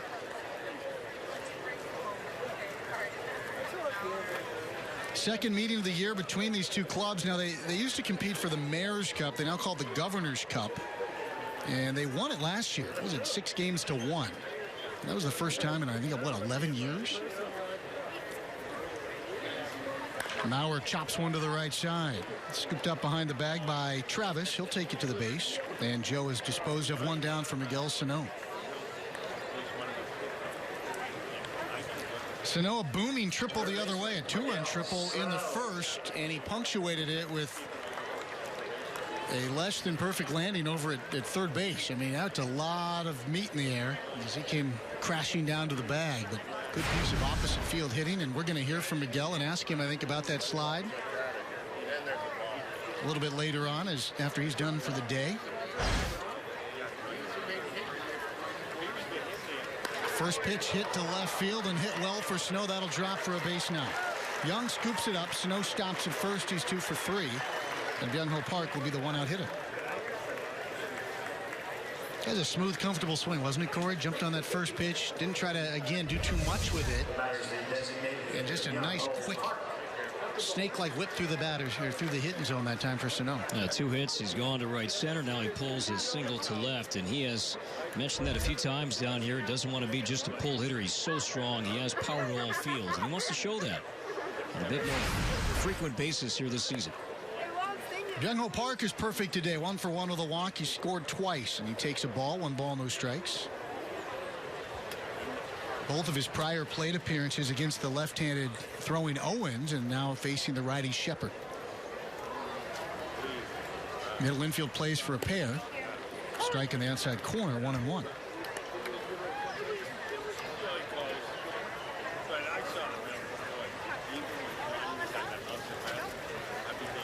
Boston's lone trip to Minnesota comes early this year. They'll be at Target Field in May. As Park fouls one straight back, just missed it, 1-2. Now, we've talked a lot about the new ticket plan, $99, and you have ballpark access for those 30 games in April and May, and the Red Sox are part of that group. That's a weekend series, too. Red Sox at Target Field in early May, Friday, Saturday, Sunday, May 5th through the 7th. Fastball off the plate wide, 2-2. So the Indians early, a lot of divisional teams the month of April, especially Royals, White Sox, Tigers, Indians. Interleague play a part of that. Rockies come in mid-May. Mike Redmond, part of that crew on the bench. Check swing by Park. He did not go, and the count now full at 3-2. I did not see Ian Desmond being a first baseman. Not saying he won't do it well, because he was spectacular in the outfield last year with the Rangers, but I did not see that going the way it did. I'm not shocked with the team he ended up with, but where he's going to play, That caught me off guard. Boy, quick study, though. We saw him adapt to the outfield with ease as Park piles this one high out of play, 3-2. And you mentioned Adam Jones earlier. Ian Desmond is a sharp guy. He gets it. And I think he's signed with a team that's got some quality young players and figured out where can I help, and there you go. That's a premium athlete over there at first base. One out here in the fourth. Twins lead 6-0. The pitch to Park swung on and missed. He struck him out. So Chandler Shepard picks up his third strikeout. And it will be up to Drew Stubbs, who has already fanned twice today, trying to avoid the hat trick. We're asking Eric Nadel and some of the Rangers broadcasters during the season last year about Desmond looking ahead to the offseason and at 2017. Does he want to go back to short, where he played with Washington, or is he flourishing now as an outfielder? Is that where he's destined to play? And they all said right now he's focusing on the outfield. And if he was saying anything else, it was internal. Stubbs swings at the first pitch. Little nubber down to first base. Grabbed there by Travis. He'll step on the base, and Chandler Shepard a tidy inning. The single from Sano, but nothing more in the home fourth. We've played four. We'll catch up on that Ian Desmond story when we return to Fort Myers after this. 6-0 Twins on your home for Twins baseball. Over their crosstown rivals from Boston. And Christian Vasquez leads off against Kyle Gibson and takes the first pitch off speed for strike one. With that pitch, Kyle becomes the first Twin starter this spring to work into the fifth inning. Taps the rubber and lets it fly. And this ball hit high in the air to left field. Stubbs freezing for a moment, now drifting back under it. And he will make the catch in what has been a rarity today, and that is a fly ball out. That is the first fly ball out for Kyle Gibson of the 13 outs he's recorded in the ballgame, one away. Never a bad thing to see or say when you have a guy who's a ground ball pitcher, ideally with that sinker ball. Ground ball out, strikeouts have been part of Gibson's line so far today. Oh, nice sunny day here. A chance to break out your tank top, Corey, and flex. And don't plan out the season, Corey. Flex it. It's the flex plan as Devin Marrero digs in. Cues one towards second. Grabbed there by Dozier. Throws to first, and that's two quick outs. With the flex plan, you can receive 20 tickets that can be used for any games you wish, and you can choose the games in advance or right up before first pitch. Flex plan members also enjoy all the benefits of a season ticket holder. To learn more, visit twinsbaseball.com/flex. For years, the Tampa Bay Rays had a similar promotion when Joe Madden was the manager. You'd be driving down I-75 throughout spring training. There'd be this billboard and Joe Madden showing you his muscle, just flexing right at you on the interstate. Here's Marco Hernandez, and Hernandez takes low, 1 ball, no strikes. Now, speaking of the Rays and flexing, former Twin Jason Bartlett was here the other day, and he now operates a gym, a training facility in Naples. There's some flexing down there as Hernandez swings through a change. It's 1-1. How come you're not on a billboard flexing? Working it. Yeah? Working it. Yeah? Got some things in the hopper. Can't afford you? Not yet. I'm just worried that barbed wire tattoo of yours is going to split. Your bicep gets any bigger. 1-1 in the air to right field. Well struck. Grossman retreats, fighting the sun a little bit, but he's under it. He makes the catch. 2 fly ball outs and a 1-2-3 fifth for Kyle Gibson, making it look easy here this afternoon. 6-0 Twins. We're halfway home on the home for Twins baseball. In the 5th inning, and he'll take on Chandler Shepard. Shepard's been pretty good since coming out of the bullpen in relief of Henry Owens. And the first pitch, Grossman bunts through.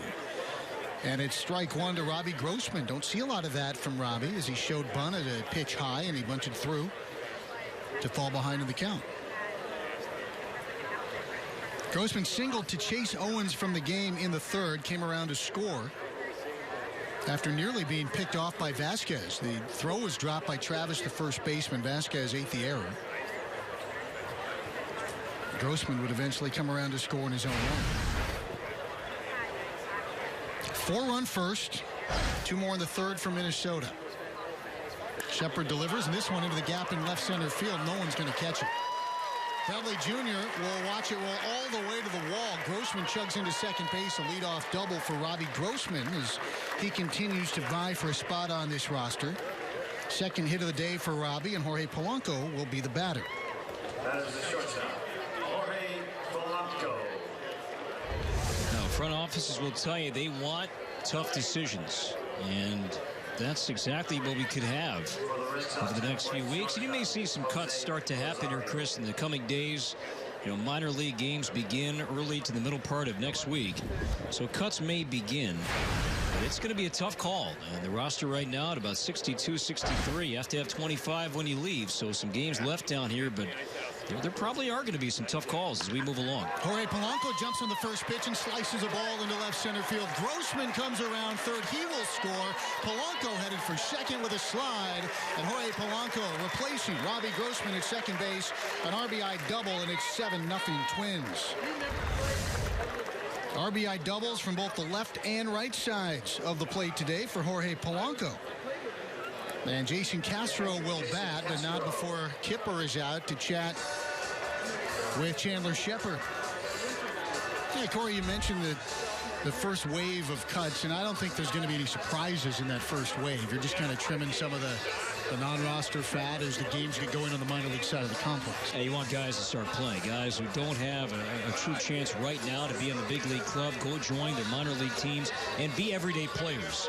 Instead of just getting an at-bat here and at-bat there, and start to work on your craft on a daily basis, get more of a routine once you begin games down the street. You know, I landed yesterday, came over to the ballpark, and the big club was over in Jupiter. And I thought, okay, check the minor league guys out. And it's not yet game time over there. It's just getting started. But all the minor league guys were running the hill. They were Perry's hot. Hill, huh? They were sweaty. They were scowling. And there were fans lined up literally just watching them do this intense cardio workout up and down the hill. Castro jumps on a first pitch, and that's a foul ball up the first base line. 0-1. I think second time through the order, the book kind of out on Chandler Shepard. He's going to be in the strike zone, and Twins hitters taking advantage of that. I thought I might see you over there running the hill. I do every other day. Polanco's at second. Twins lead 7-0 over the Red Sox. Swinging miss by Castro in the count 0-2.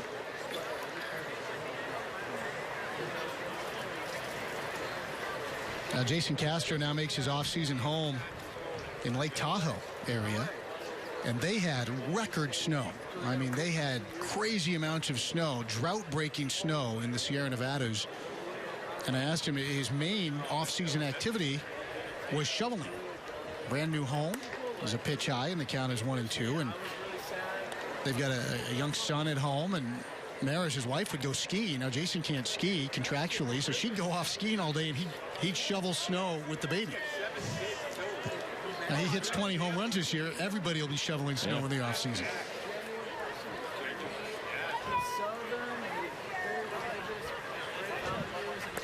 Takes a pitch low and in. 2-2.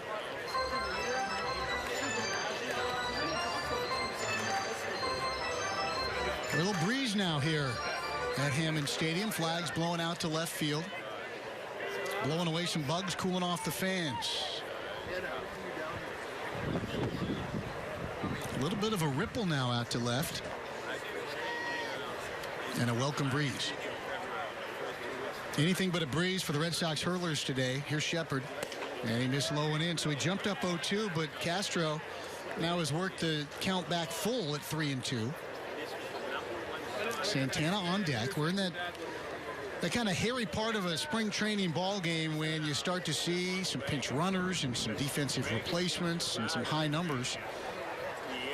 But both teams still going with the starters as of now. Castro struck out looking in the first, RBI double in the third. He pulled it into the right field corner off of this man, Chandler Shepard. He fouls this one off his fists. Up into the shady area. Oh, skipped right off the hands, the bare hands of a fan. And the count is 3-2. Again, want to welcome in all of you enjoying the simulcast today, Fox Sports North. And there is a prize if the cameras find Dan Gladden, our colleague, somewhere in the ballpark today.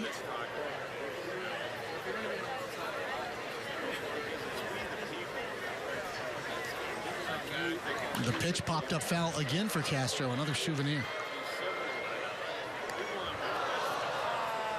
And a little tussle now on the concourse for that one. The guy in the driver's cap. Able to come away with it. Matt Belisle warming in the pen under the watchful eye of Eddie Gordado. He'll take over more than likely for Kyle Gibson in the 6th. And Kyle, I think, Corey, I have to say, pitched awfully well today. Fantastic. Accomplished everything he wanted to do. Yeah, absolutely. He induced a key double play ball. Red Sox had 2 guys on in the 3rd. The strikeout, he struck out 4 today. Castro fouls another one away. Yeah, I think the key at bat to me was Sam Travis in the 1st inning after the 2-out double and a wild pitch. A guy at 3rd, and you're thinking, uh-oh. And he fell behind. He fell behind in the count. He battled back. He got the strikeout, and after that, I mean, efficient, 5 innings, 64 pitches. Retired the last 7. Had great pace.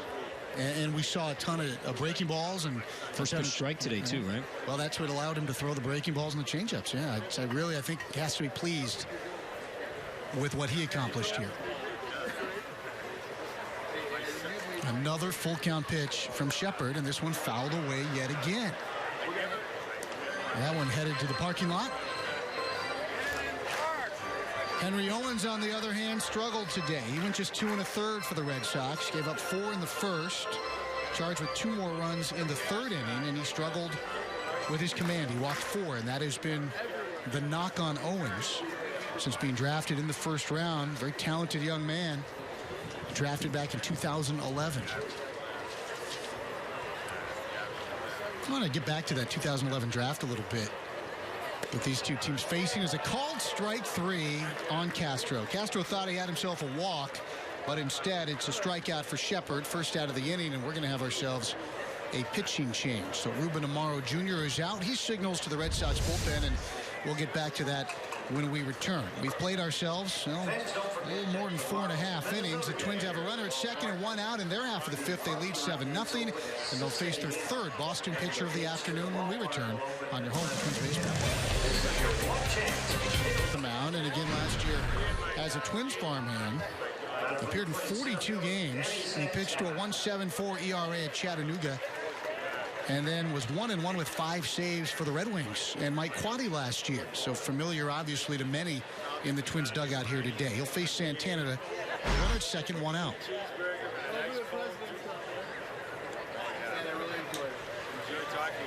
Danny walked in the 2nd as a right-handed hitter, a single in the 3rd as a left-handed hitter. He's left-handed here, and he takes a strike.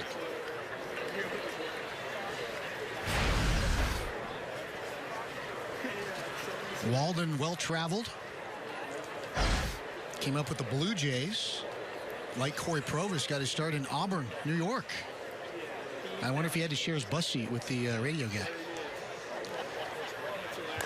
Ground ball to the right side. Behind the bag at first base, it's Travis. Picks it up, and he'll take care of Santana as Polanco scoots to 3rd. If he did, I hope he was nice about it, because the guy had to say what he wasn't. That scarred you. Speaking of the Auburn Doubleday, I saw a former member of that team yesterday, Johan Santana, in town here. Yeah.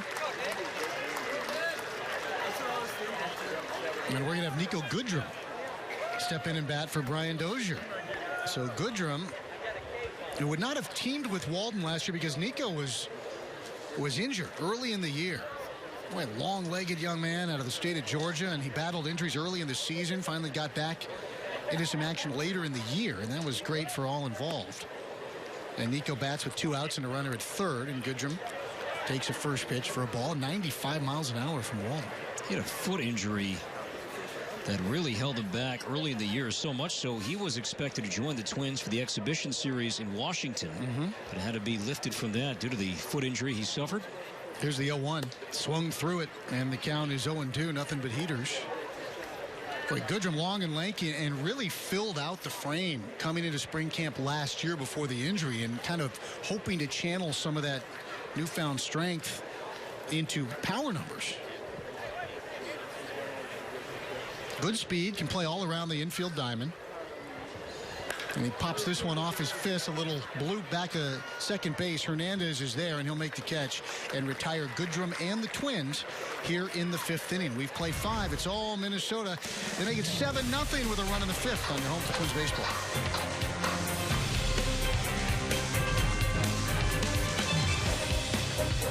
Field, Matt Belisle will pitch. Dan Rolfing will catch him. Daniel Polka's in left field. Zach Granite in center. J.B. Shuck is in right. Leonardo Reginato at third. Adrianzo plays short. Nico Goodrum at second. Ben Paulson, the new first baseman, which means, as Chris Young takes a strike, that we can chat with Miguel Sano, who is done for the day. Miguel, nice afternoon at the ballpark.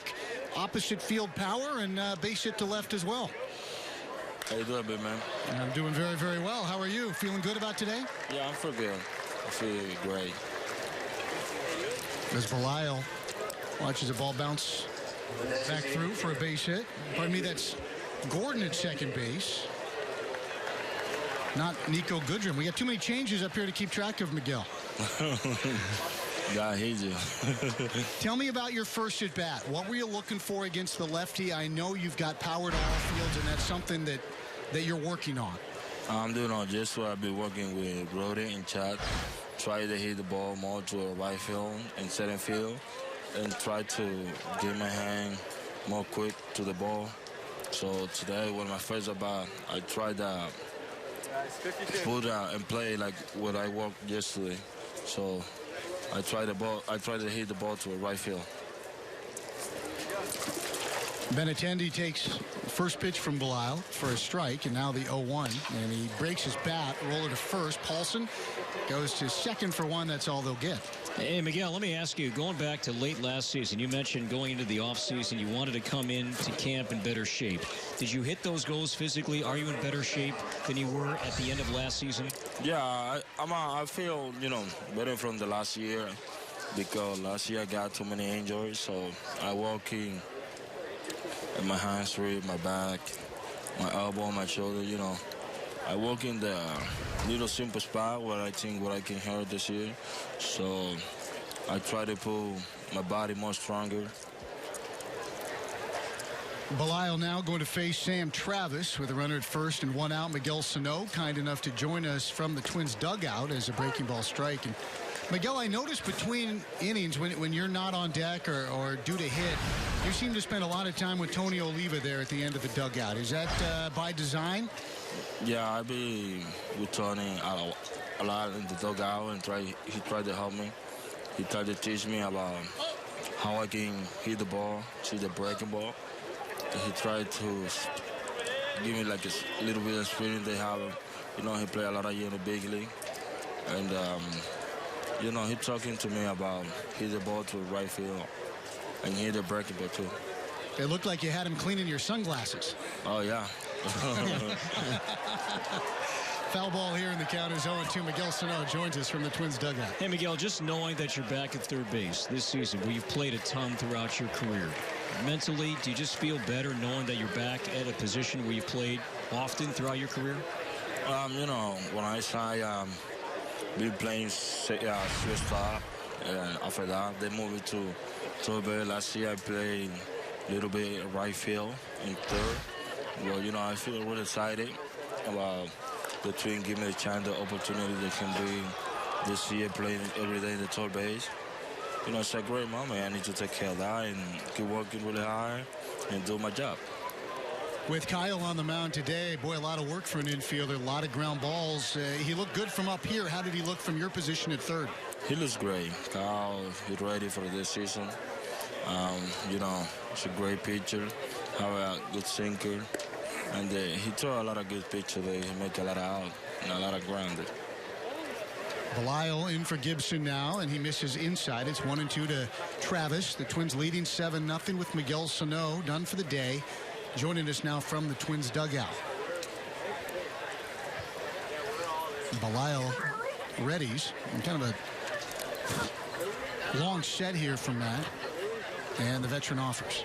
Swung on and missed. He struck him out. And down goes Travis. 2 away here in the 6th inning. And Miguel, I think we're all curious come opening day what the Twins lineup will look like. But with the season that Brian Dozier had last year, would you like that body and those numbers in front of you to offer protection for you to have Brian Dozier bat in front of you? Could you see that happening a bit this year?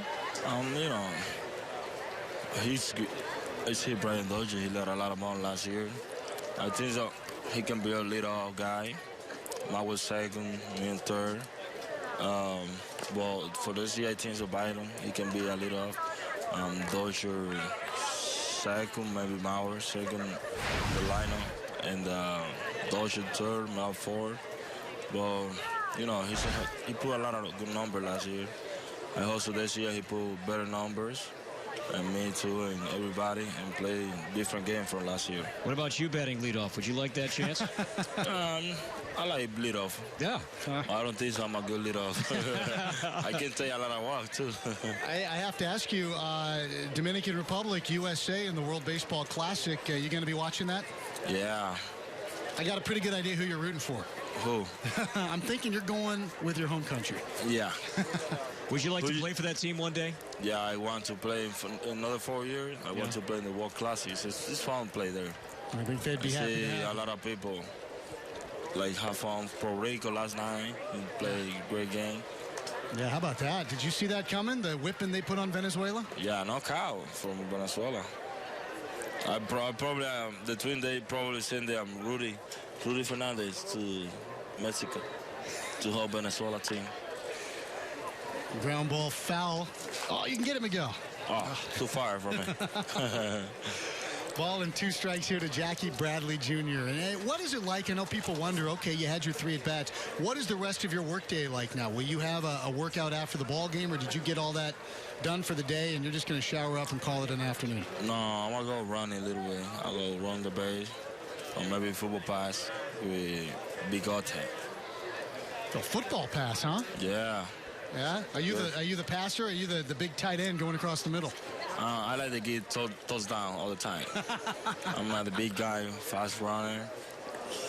Belial misses down into the dirt, and Rolfing can't find it. The ball bounces all the way to the backstop, and Benintendi goes down to second base. All right, let me ask you a question. Yeah. Who do you think they win the World Classic? Who's going to win it? Who's going to win it? Well, the Dominican won it. The Dominican team won it in 2013. And I think that lineup is awfully, awfully good. I mean, that's a good-looking team. What do you think about USA? I don't know about the pitching. Did the pitching hold up? I don't know if they have the depth on the mound. You think Venezuela can win today? Well, they lost. They had King Felix yesterday, right? Yeah. Yeah, they got beat up by maybe Puerto Rudy Rico. go to Mexico and teach Cabrera and those guys. Yeah. Hitting. Yeah, they don't hit her last night. Yeah. Corey's going Israel. He's going Team Israel. Yeah, they're pretty good. He's all about Team Israel. I'm pretty good. You know who I got in the dugout? Borrego. The big guy. He's on my first manager in UCL. Is that right? And yeah. That was right here, wasn't it? Yeah. When he play baseball, he's good as shortstop. Let me ask you this. Let's say Puerto Rico ends up facing the Dominican in the final. Is there going to be a lot of trash talk between you and your teammates over the course of the year based on the outcome? Say that again? If Puerto Rico ends up facing the Dominican Republic in the final, how much trash talk will go on between you and some of your teammates from Puerto Rico about the result of that game? You know, the people from Puerto Rico, they want the Puerto Rico winning. But I think Puerto Rico don't have a chance with Dominican in the World Classic. You got the lucky plantain, right? Yeah, you see the plantain? Yeah. You see now Puerto Rico, everybody's got gel hair. Yeah, how about that hairstyle, huh? Ugly. Miguel Sano, always candid. Talking hairstyles from the Twins dugout as Bradley Jr. takes a walk from Belial, allowing us to chat with Miguel a little bit longer. You don't like the hairstyle? No, I like it. Yeah? I get in the off season in December, I get my hair like that. Yeah, what's your hair like now? You got a different hairstyle, right? Yeah. Tell us about your hair. Beautiful hair, big puppy lucky. Lucky. How would you describe it for our radio listeners? How would you describe your look right now? My look, beautiful. Yeah, you got a couple different colors working in there. Yeah. I got yellow, I got brown, I got purple, I got everything. Now, is this here to stay? I got crazy hair. Is this just for spring training? Is this just for spring training? He love it. Okay. Is this just for spring training, or is this a hairstyle that's going to stick around? Yeah, I keep this when I got my another baby with my wife. Okay. Yeah. When I see my baby born, I cut it. He said, let's change it up. 2 on for Belial. He misses down in the dirt, and the count 1-1. You know, it's like when Byron got called up. Remember, he had that color splotch. Yeah, in his but that hair. one's ugly. Yeah, that was from Vargas. It looked like someone fried an egg on his fade. My body bite on basta. My little guy said it feel oof. It's good. You see the play they make with USA? Which one? At the center field. Yes. He made a couple. That's just every day at the office, though, isn't it, for him? Hey? That's just normal for him, though, right? Yeah. When you see the ball go up at third, you're just like, out. It's easy out. I'm going to stay in the bay. The people here, like, land dry, setting field, should keep my body there. Easy out. We'll see if Belial can make an easy out of Bryce Brent here. 2 on for the Red Sox. And this one shot towards second. That's Nick Gordon. And the inning is done. Miguel, an absolute pleasure having you with us. Enjoy your run. Thanks, bud. Thank you. See you tomorrow, man. All right. Got to make a heck of a tight end. He's going to go catch some footballs. It's 7-0 Twins after 5.5 on your home for Twins baseball. Minnesota. Marcus Walden is back atop the mound after getting the last 2 outs in the 5th. He'll face Ben Paulson here, batting in lieu of Joe Mauer. And a big thank you to Miguel Sano. Still laughing. There's a strike called, and the count is 0-1. That could be a whole segment if you wanted to do hairstyles with Miguel Sano. He had some opinions. He had some terminology, some jargon. And, boy, always candid and a whole lot of fun to have him on with us. Paulson taps one to the right side. Big lumberjack swing picked up at first by Brent, and he'll retire Paulson, and there's one away. Defensive changes for the Red Sox. Brian Bogasevic in the playoff. We've got all sorts of changes for both clubs. It's going to be Reginado batting in the spot formerly occupied by Sano. And the Red Sox have made some changes. Well, I know Bogasevic is now in left field. Brian Bogasevic replacing Chris Young, and we'll fill you in on the rest of them as they come into play. The first baseman who made that play is Ryan Court. Made that play at first. I don't know if you're listening. Sam Travis made that play at first. Ryan Court? Ryan Court. All right. We'll make sure Ryan gets his due. He made a nice play as Reginado, the Brazilian, swings through, and the count is 0-1. Still Marco Hernandez at second base. Still Vasquez catching and efforting the other changes, but they have been made. 7-0 Twins. We are in the 6th. Walden pumps that front leg. Kind of a compact delivery. Off the outside corner, 1-1. Now, we talked about this earlier about the new ticket plan, the Twins Spring Ballpark Pass. And this is a cool deal. It gets you into 30 games at Target Field this April and May, excluding the home opener. It's just $99, and you have access to every single game except the opener. Strike called 1 and 2. Now, do the math that you could play just over $3 a game if you went to all of them. 30 games for under $100. The offer is good until April 4th through the MLB Ballpark app on your mobile device. And for those on TV, you can see the logos, but the teams that will be in town over the course of those 2 months, that's some good competition. Everybody in the division, the Red Sox, the Rockies, the Astros, going to be a strong club. They'll be in town. And you have ballpark access. You can kind of wander around and find a place to park it for an inning here and an inning there. And I think it is something that could make for a whole lot of fun. You ought to check it out. 2-2 to Reginado.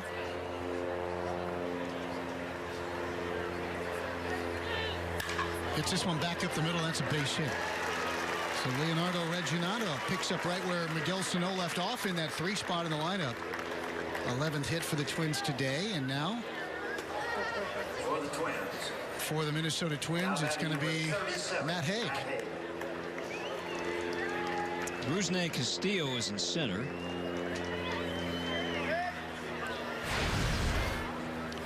Now we just figure out who's in right field. Can you get him to turn around? There's a new, who's that in left? So that's Bogasevic.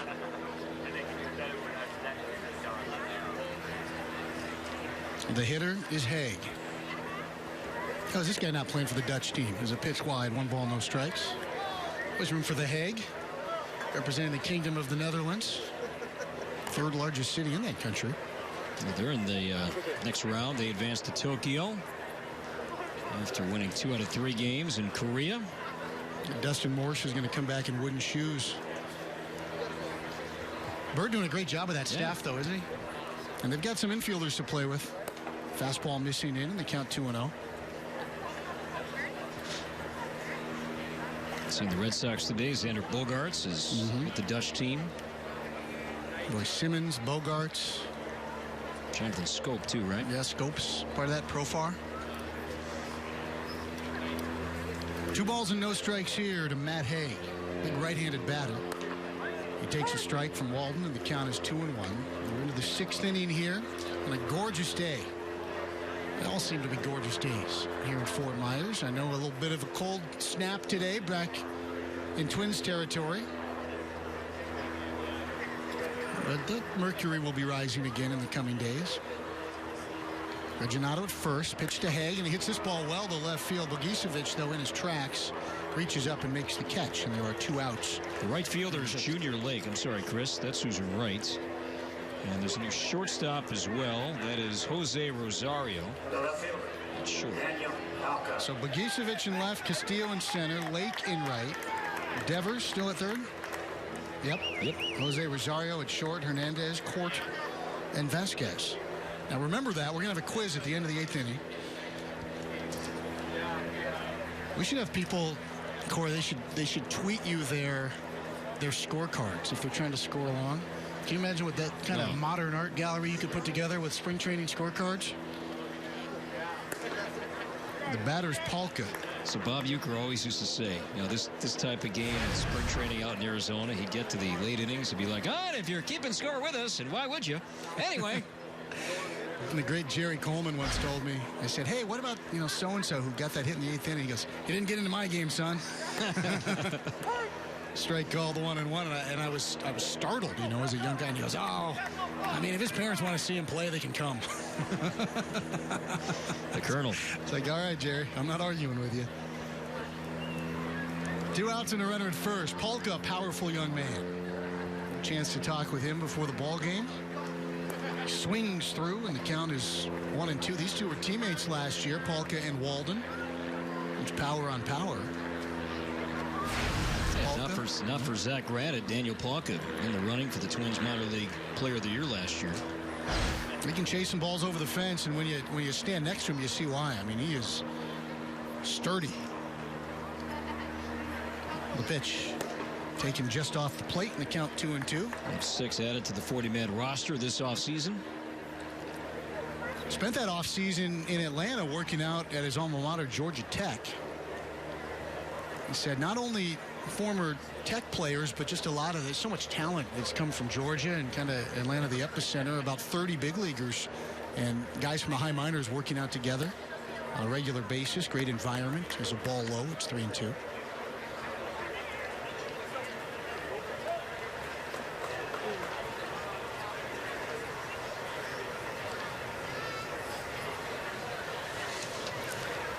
Three balls, 2 strikes. J.B. Shuck is in the on-deck circle.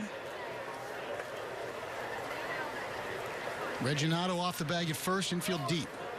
And the ball pulled into the teeth of that infield, but foul as Court came on to knock it down. Boy, that Ryan Court's made an impression. That's why we had to get his name right. I mean, he's been making plays. Polka last year caught everyone's attention. He came over from the minor league side, made a road trip. Maybe Port Charlotte or Sarasota, went up and hit 2 home runs. That's one way to get the folks on this side of the complex to remember your name. And lo and behold, he was invited back to make another road trip after that performance and homered again.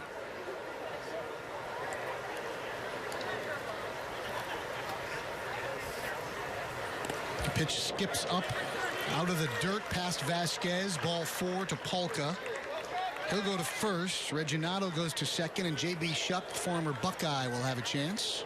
Reginato maybe had a chance to get to third base there. He was running anyway, 3-2 count, and just never really kind of picked up the ball. Or his coach at third base. Still in scoring position now at second base, but maybe never want to make that third out at third, but perhaps had a chance to get to third as he was moving anyway in the 3-2 pitch.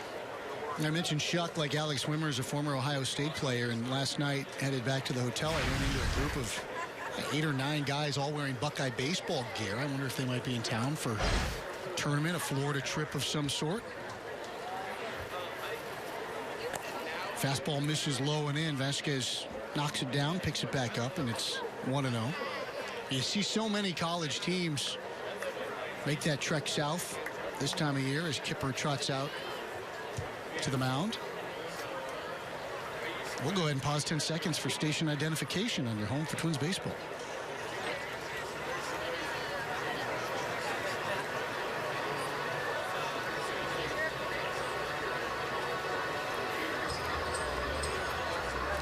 That's a spring training ID. That's maybe a little late, a little early, not quite in the zone yet. You're trying to hone it in for the regular season.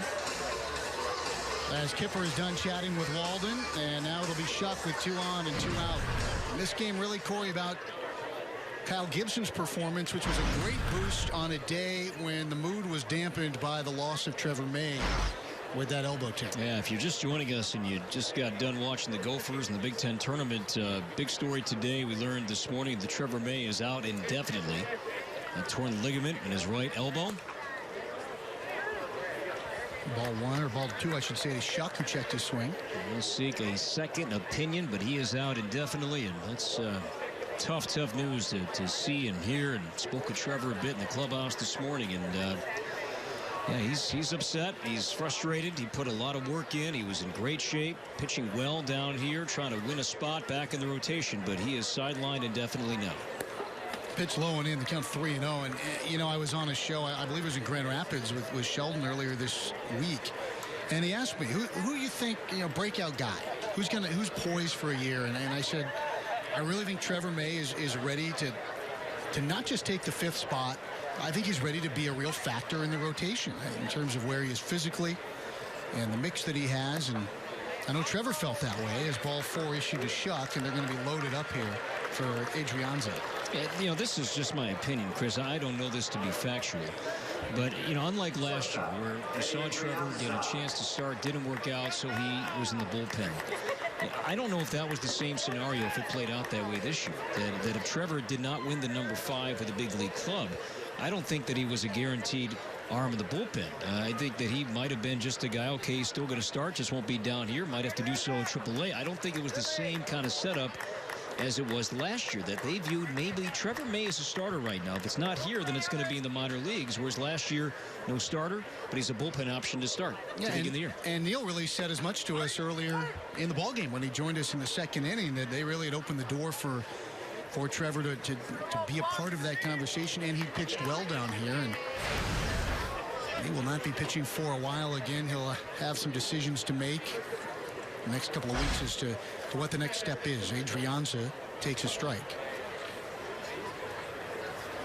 And flares this one to shallow left. Bogicevic coming in. He won't make the play. It'll bounce a couple of times in front of him. 2 runs will score, and it's a 2-run oppo flare for Adrianza. And the Twins lead 9-0. Well, he didn't hit it hard. Just kind of stuck the bat out there and redirected it, and that did the job, and it knocks in a pair. Twins take advantage of the 2-out walks from Marcus Walden. And here's Danny Rolfing's first at bat. Yeah, well, you feel terrible for Trevor and the work he put in, but Corey, the nature of this game is such that when something goes wrong for somebody, or they are hit with something like this, a setback, a bump in the road, it's an opportunity for somebody else. And the name of this game is the folks who take advantage of those opportunities. There's a strike called to Rolfing. Yeah, one man's injury is another's opportunity. That's been saying forever, and that's certainly the case right now. Tyler Duffy, Jose Barrios, Roberto Mejia, Ryan Vogelsong, Nick Tepish, Justin Haley. A lot of names, really just one spot. A ball low to Rolfing, and the count 1-1. Danny back in a familiar spot here in Fort Myers with the Twins. He wandered with a couple organizations in the last couple of years, was in Reno, AAA Reno last year, but long-time Twins farmhand, spent time in the GCL and with the Miracle here. So pitch wide, 2-1. You know, a guy spent some time here. One year I rented a condo down here for spring training with my family, and I was rummaging around in the closet looking for something, and I found a bunch of Danny Rolfing bats. Turns out it was a friend of his who actually owned the place. I brought one to the ballpark, but he said he was all good. That's from the right side. Versatile guy. Has played around the field a bit.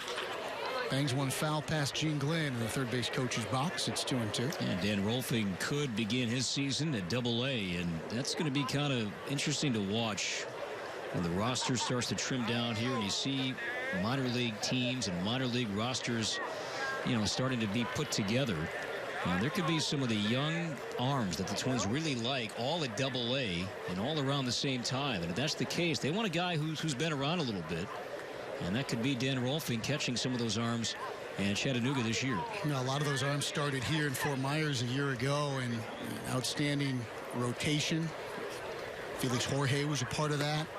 There's a called strike 3 on Rolfing, and the inning is done. So Walden finally staggers through the 6th inning, and the Twins add a couple more. They lead 9-0 after 6. This is your home for Twins. Hammond Stadium, the Twins lead 9-0, and they hand the ball to a guy who grew up in the heart of Red Sox Nation. Ryan O'Rourke will become the 3rd Twins pitcher of the day. And if he doesn't get distracted by the Tom Brady jersey behind home plate, should have a good afternoon. To tell you about it, here's Corey. Hi, Chris. The Worcester, Mass native Ryan O'Rourke is on to work the 7th inning. Ryan so far down here has logged 4 1/3 innings, 4 runs. 3 of the 4 came in 1 outing. So the one lackluster showing. Outside of that, he's been really good. He has allowed 3 home runs, though, and 2 of those came in that one poor start, or poor outing, I should say, against the Orioles in Sarasota on March 2nd. And he will face Rafael Devers. And then Christian Vasquez due up second, followed by the shortstop, Jose Rosario. Twins lead 9-0, scored 4 in the 1st inning. Sano 2-run triple, Byung-Ho Park run scoring double, Jorge Polanco RBI double. Lefty to lefty, and this has been O'Rourke's specialty. Strike called a fastball on Devers, 0-1. So much so lefties in O'Rourke's career are hitting a very low percentage. We're talking in the low 100s off the lefty O'Rourke as he spikes one in the dirt. 1 ball, 1 strike. A 134 average lifetime lefties against O'Rourke. Yeah, and that's his meal ticket. And there's a lot of competition in that bullpen, Corey. It's wide open. And O'Rourke, you've got Bo Shears. You got Breslow from the left side, a non-roster invitee. Taylor Rogers, a lefty who I think is more than a specialist at this stage of his career for the Twins. Swing and a miss. A ball and 2 strikes. And a high fastball to Devers, who's 1 for 2 today. Ryan, big kid, 6'3", 228. 28 years old. And the 1-2 is popped up back to short. Chasing is Adrianza, and he grabs it in left center field. And Devers is out number 1. To get back to the scoring after that 4-run first, Twins got 2 more in the 3rd. Byung-Ho Park scored on an error by the first baseman Sam Travis, a throwing error, really a catching error. And then later, Jason Castro run scoring double, scored Robbie Grossman, and the Twins led by 6 after 3. A single tally in the 5th, a Polanco RBI double, then 2 in the 6th, and Polanco's, beg your pardon, Adrianza's 2-run single. So the number 7 spot in the order today has knocked in 4 runs. 0-1 on the catcher, Christian Vasquez, who taps one weakly to 3rd. Reginado charging, gloving, on the run. Good throw, and he got him. Good play. Reginado at 3rd base. No panic either, as he charged that slowly hit ground ball down the line. And elected to go to his glove. He felt he had time and plenty on that throw, 2 away. Yeah, it was a long throw. I mean, he was played deep, and by the time he picked the ball up on the move, he was only a step or 2 in front of the bag, and throwing across that long, lanky body of his, very well done. So 2 down for the shortstop, Jose Rosario.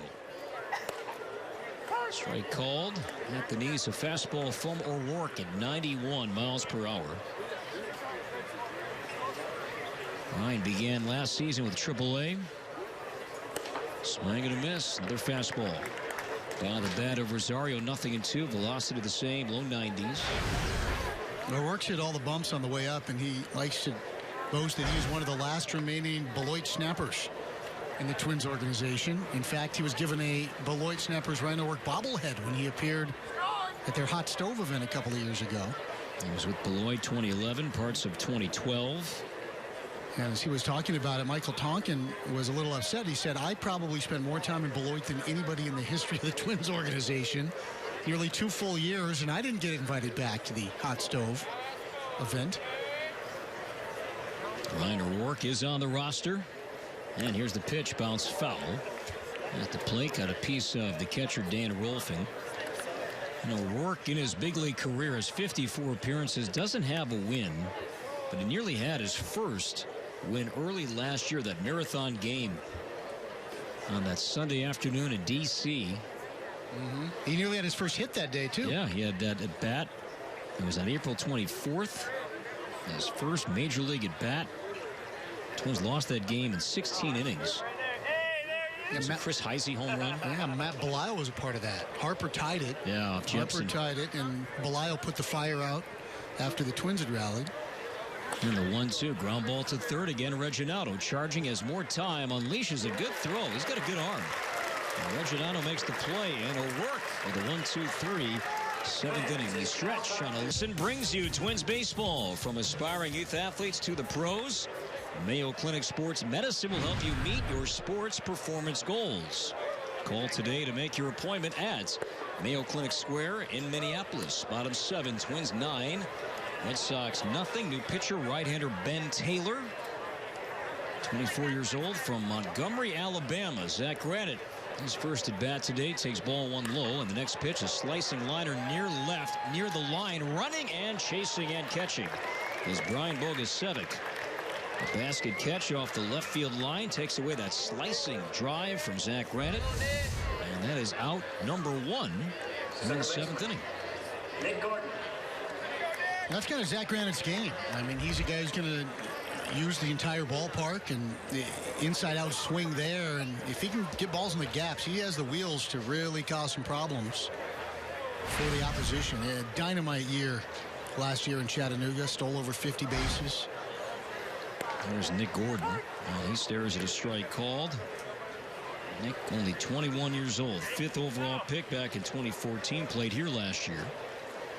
And Fort Myers, OBP around 330, 335.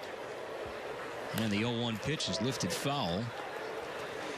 Yesterday, a big day for Nick and the Gordon family, as he and Dee played in the same game over in Jupiter. And Nick wasn't in the game until late, when I think Paul kind of looked around and realized how unique that situation would be.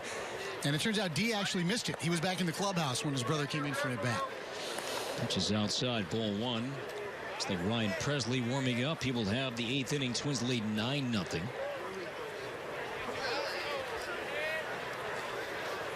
Nick Gordon, a left-handed batter. And the 1-2 is tapped foul off his foot. You know, I met Nick at Twins Fest back in January. I didn't realize how big he is. He's rangy. He's, you know, you think about his brother, and his brother is not the strongest guy, can fly.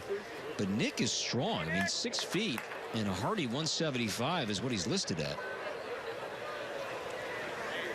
Now, you look up at a lot of these guys, though, so that's... Yeah, that's true. I mean, Aaron Slegers, that's a whole different conversation. If you stood on my shoulders, you think you'd be looking eye to eye with Slegers? No. Zach Granite's your guy. Yep. That's what I'm pulling for. 2 balls and 2 strikes. Twins lead 9-0 here in the 7th. Paulson on deck. Fastball low.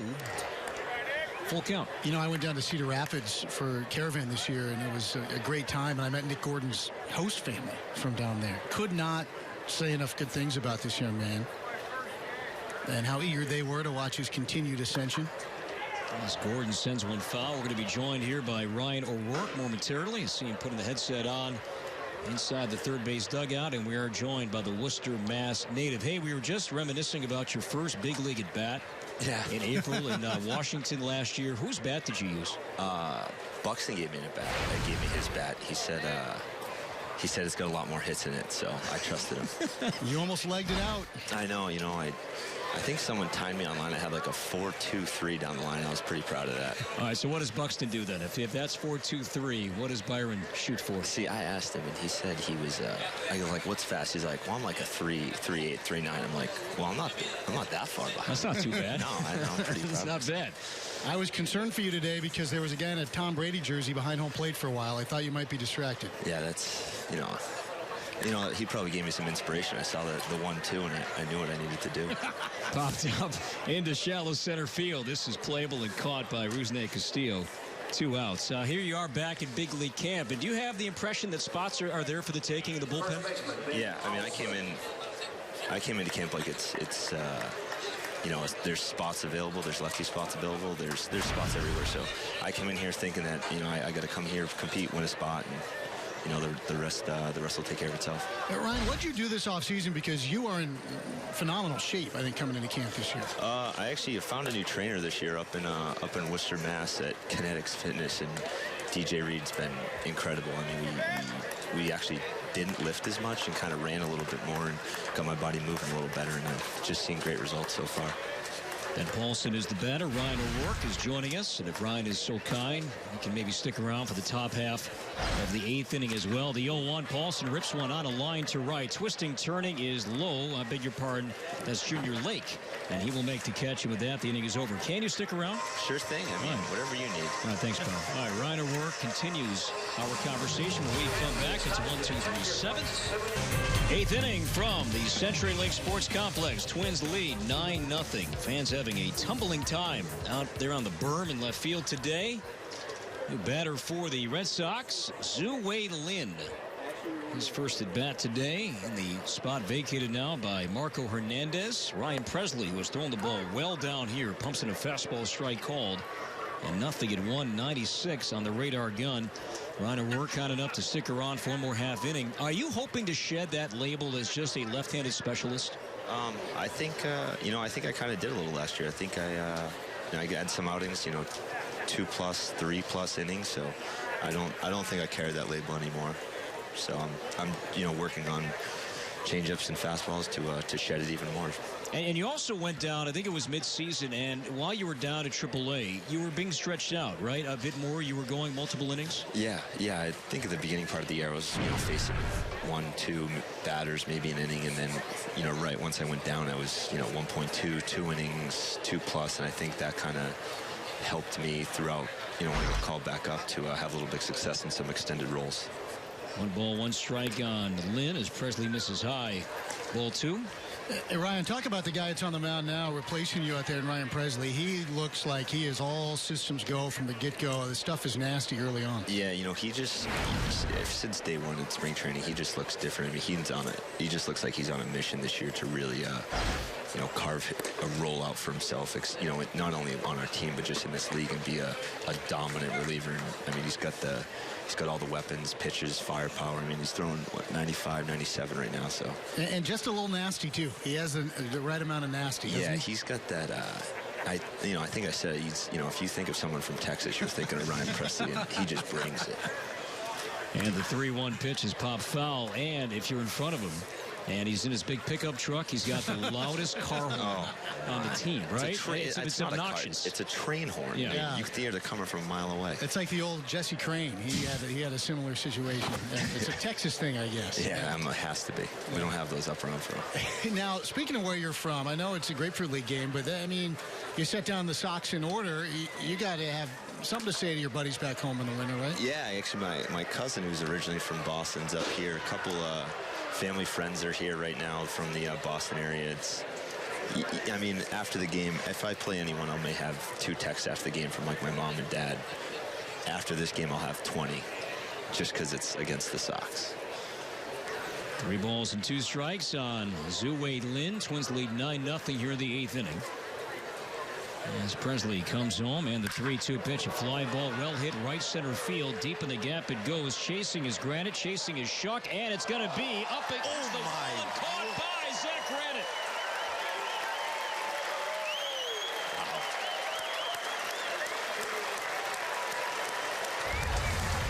Those Northeast guys. I mean, don't sleep on us.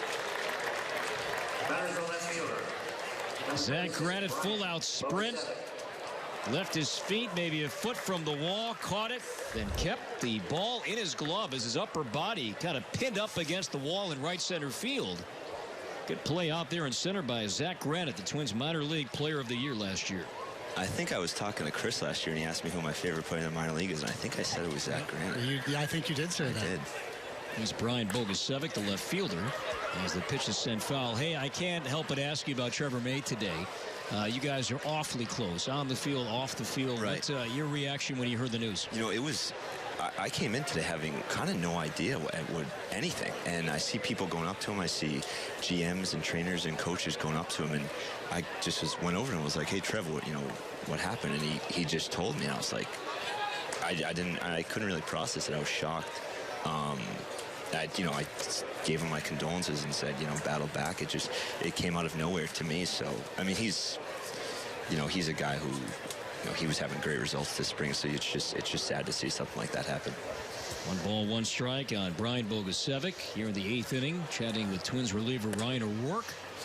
As Ryan Presley misses down low, ball 2. Because you probably see a side of Trevor, and Trevor's pretty public, too, about what he does with various social media platforms, but he is a guy that loves to have fun, doesn't he? No, he does. I mean, he's always smiling, having a good time, and he brings great conversations no matter where he's at. I mean, if we're in the hot tub, if we're in the field, if we're in the bullpen, he's always, thinking, and he has an intricate mind, so... it's definitely going to be a loss this year, both on and off the field. Ground ball up the middle, scoots right by Nick Gordon. Try to make the play to his right. It's a 1-out single from Bogusevic. Here in the 8th inning, Twins lead by 9. This will be Blake Swihart batting. Ryan, it's interesting because it also highlights what is such a strange environment that you live and work in, is that your teammates, you compete with each other, but you're also friends and teammates. It's an odd dynamic, right? Because one man's misfortune is another man's opportunity. Right.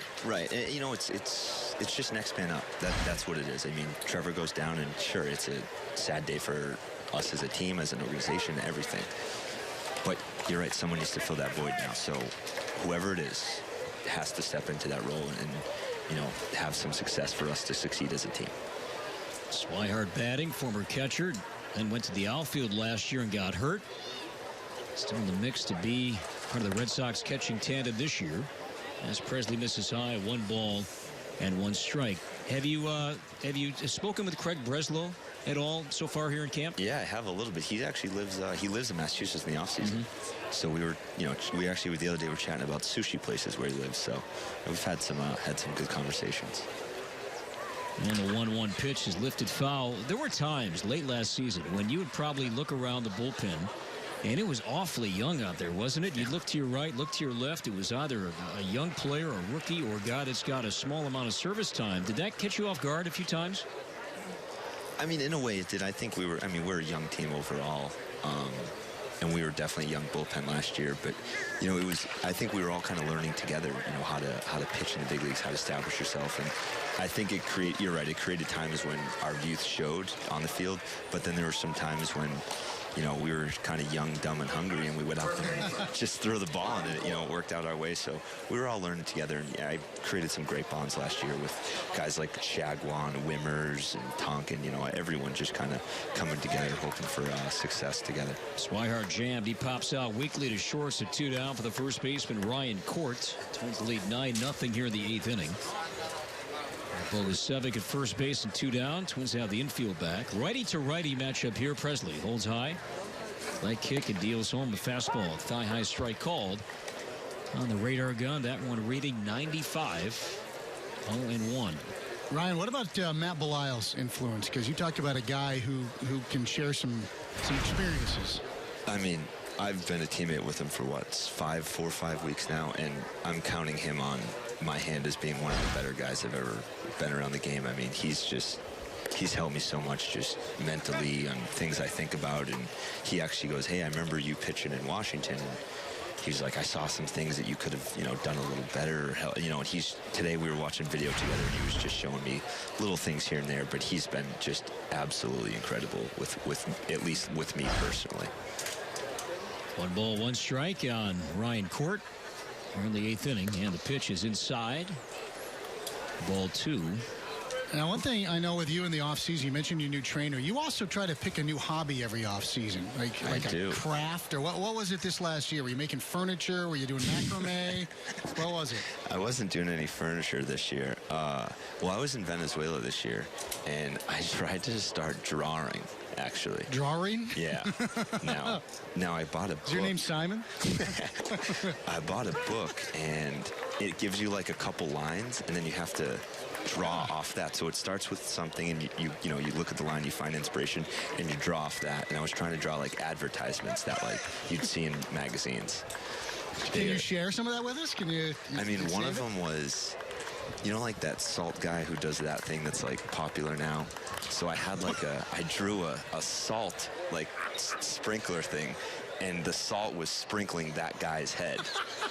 That was one of my recent ones. I thought that was pretty good. You got to give us a picture of that. We need to see. I'll bring it. You know what? I'm going to bring it in for you. I'd like to see that. I'll bring that in for you.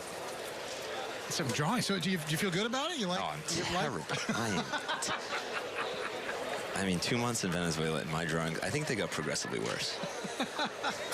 So there's only one way to go then? I mean, no. Keep going down. Keep going down? I'm gonna focus on baseball then. 2 balls and 2 strikes on Ryan Court. Twins lead by 9 here in the 8th inning.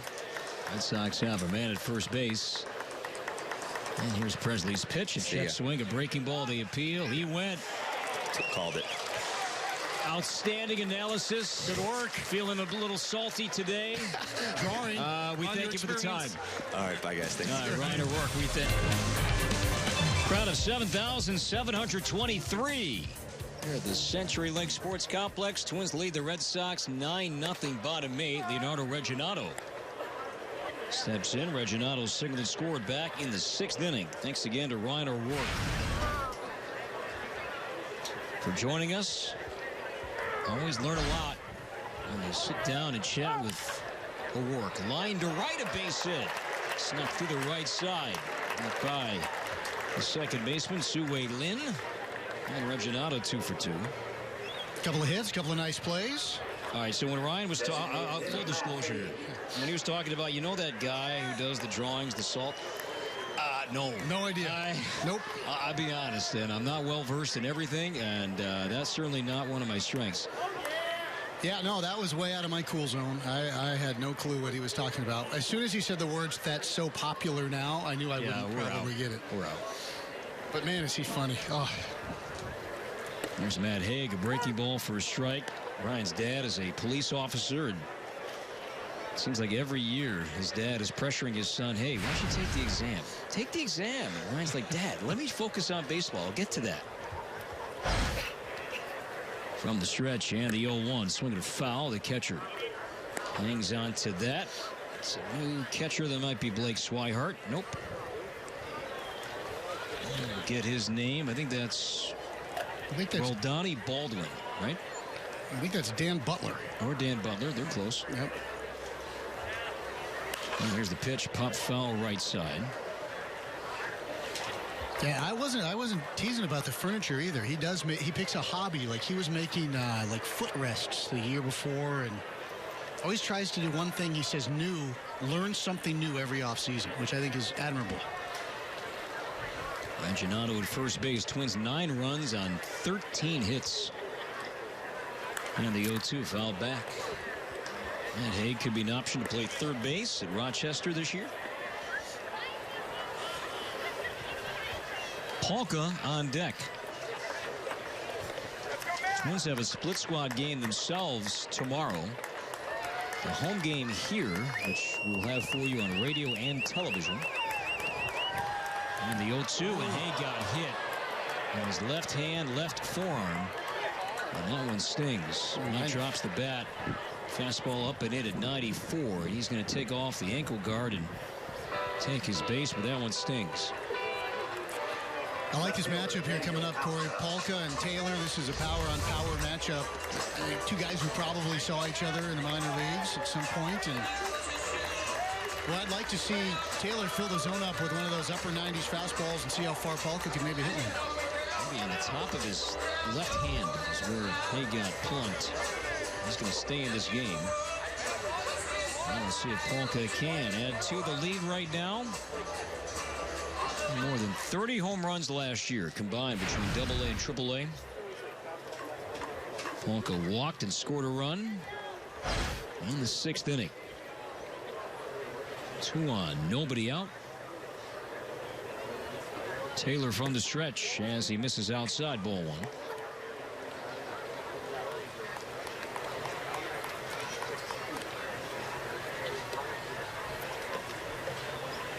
Buddy Bouchiers is warming up. Down the left field line, and the 1-0 is on the corner for strike. We talked with Neil Allen about he likes seeing Duffy and Mejia, for instance, on the same day. And that happened yesterday and has happened a couple of times. And I think the same is true for like a Bouchiers and O'Rourke. He kind of wants to see them both fresh. And the 1-1 had the plate miss low. And there is ball 2. But anyway, getting back to tomorrow's schedule, the home game here, Chris and Danny will have the call for you. Phil Hughes will start opposite Dylan Bundy here tomorrow. Good matchup. Yeah, Bundy was a good story last year. And the 2-1 pitch, swing and a miss, high strike, and Polka chased. Now the road game, and Paul Molitor is going to go on the road trip tomorrow. Twins will play in Bradenton against the Pirates. Ryan Vogelsong starts. He'll see some old friends over in Bradenton. Vogelsong. 2-2 on Polka. And here it comes. Chop to third. Down the line and fair. This will score at least 1. Reginato will score. To third base, Matt Haig. He's in standing. An RBI double for Polka. And the Twins add 1 more. It's now 10-0.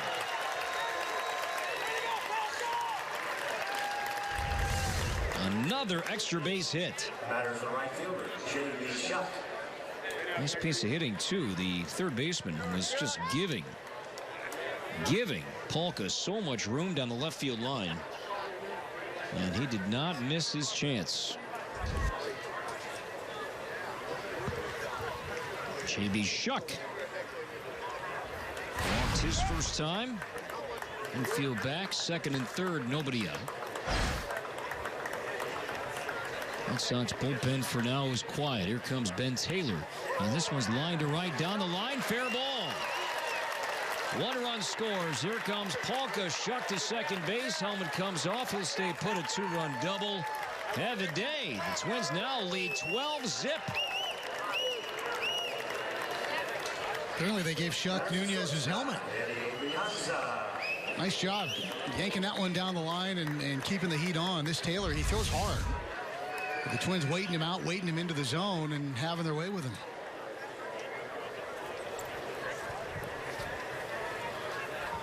Twins now with 8 extra base hits today. And the pitching coach, the acting pitching coach, the Pawtucket pitching coach, Bob Kipper, he has been busy today. He's out again. I mentioned earlier that I'd seen a bunch of guys at Ohio State baseball gear. Thought maybe it was the J.B. Shuck fan club, but it is, in fact, the Buckeyes in town to play Florida Gulf Coast. So Shuck is here. Wimmers is here. You guys saw Fryer the other day. Eric was in town with his club. Just a few of the Buckeye alums that come through in the last couple of years. Eddie Adrianza will bat before he steps in. We step out 10 seconds for station identification from Fort Myers. This is Twins Baseball.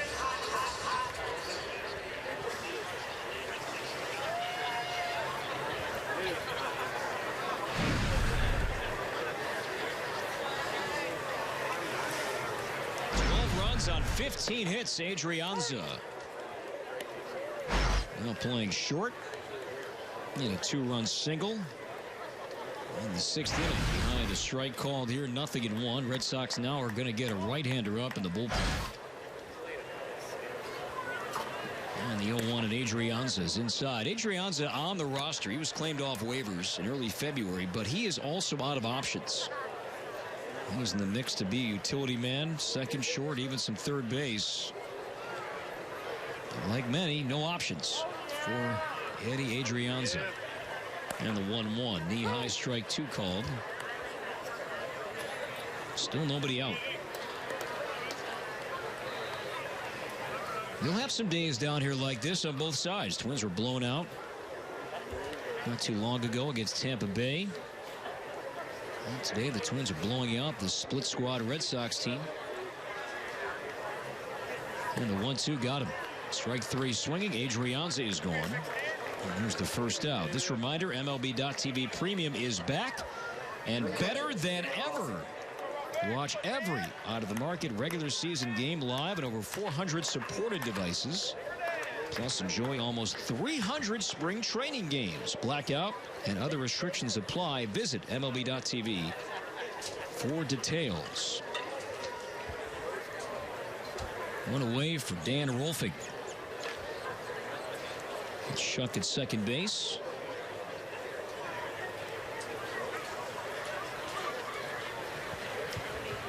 Zach Granite on deck. And here it comes. A breaking ball is low and inside, ball one. Those that did start offensively today. Miguel Sano, a couple of hits. Scored a run, knocked in two. Young-Ho Park continues to have a nice spring. He was on base 2 more times. Knocked in a run, scored twice. And the 1-0 pitch fouled back. Bobby Grossman, a couple of hits. He scored 2 runs. Jorge Polanco had 2 doubles. He knocked in 2. Jason Castro, an RBI double. Danny Santana was on twice, up and down the lineup. Dozier Bauer scored a run each. Joe was on base twice. Pitch is outside, ball 2.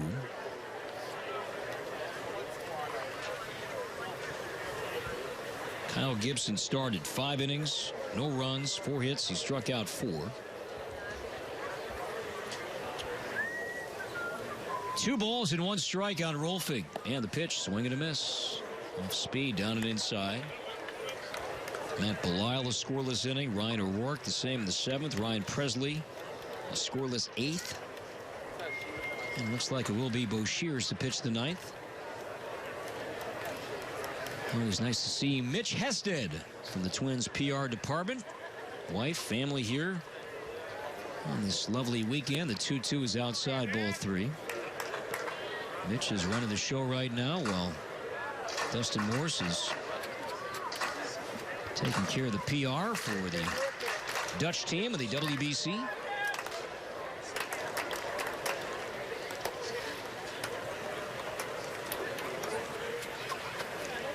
Three and 2.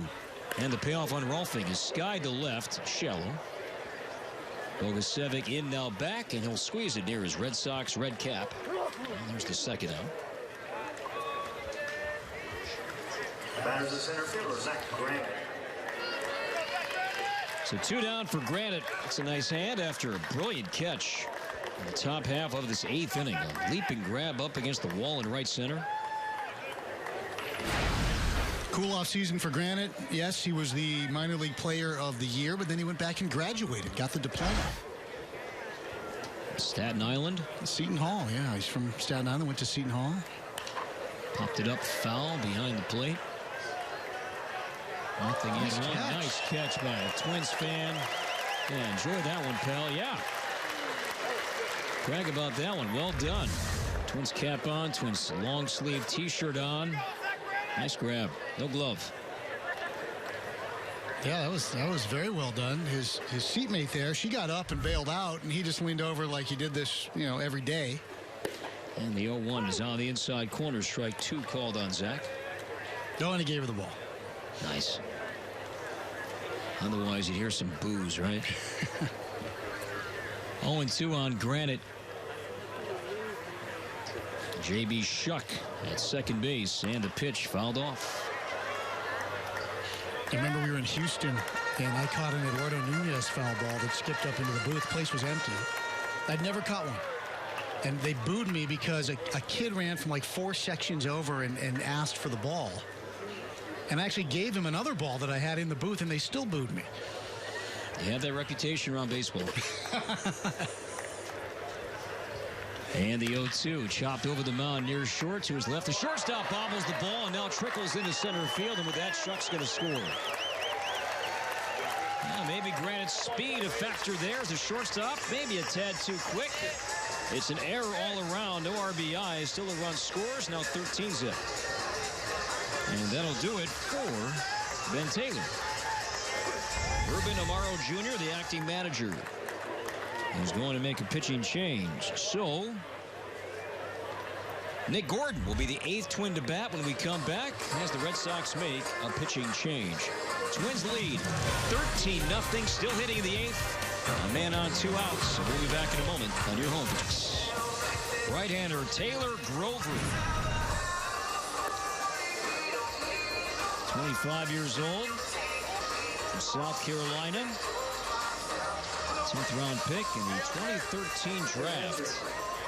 And Grover trying to get the last out here in the 8th inning. The Twins have scored 4 more runs in this 8th inning and now lead 13-0. Nick Gordon 0 for 2. He's fly to center, pop to second. And Grover's leg kick and the pitch. Fastball is high, ball 1.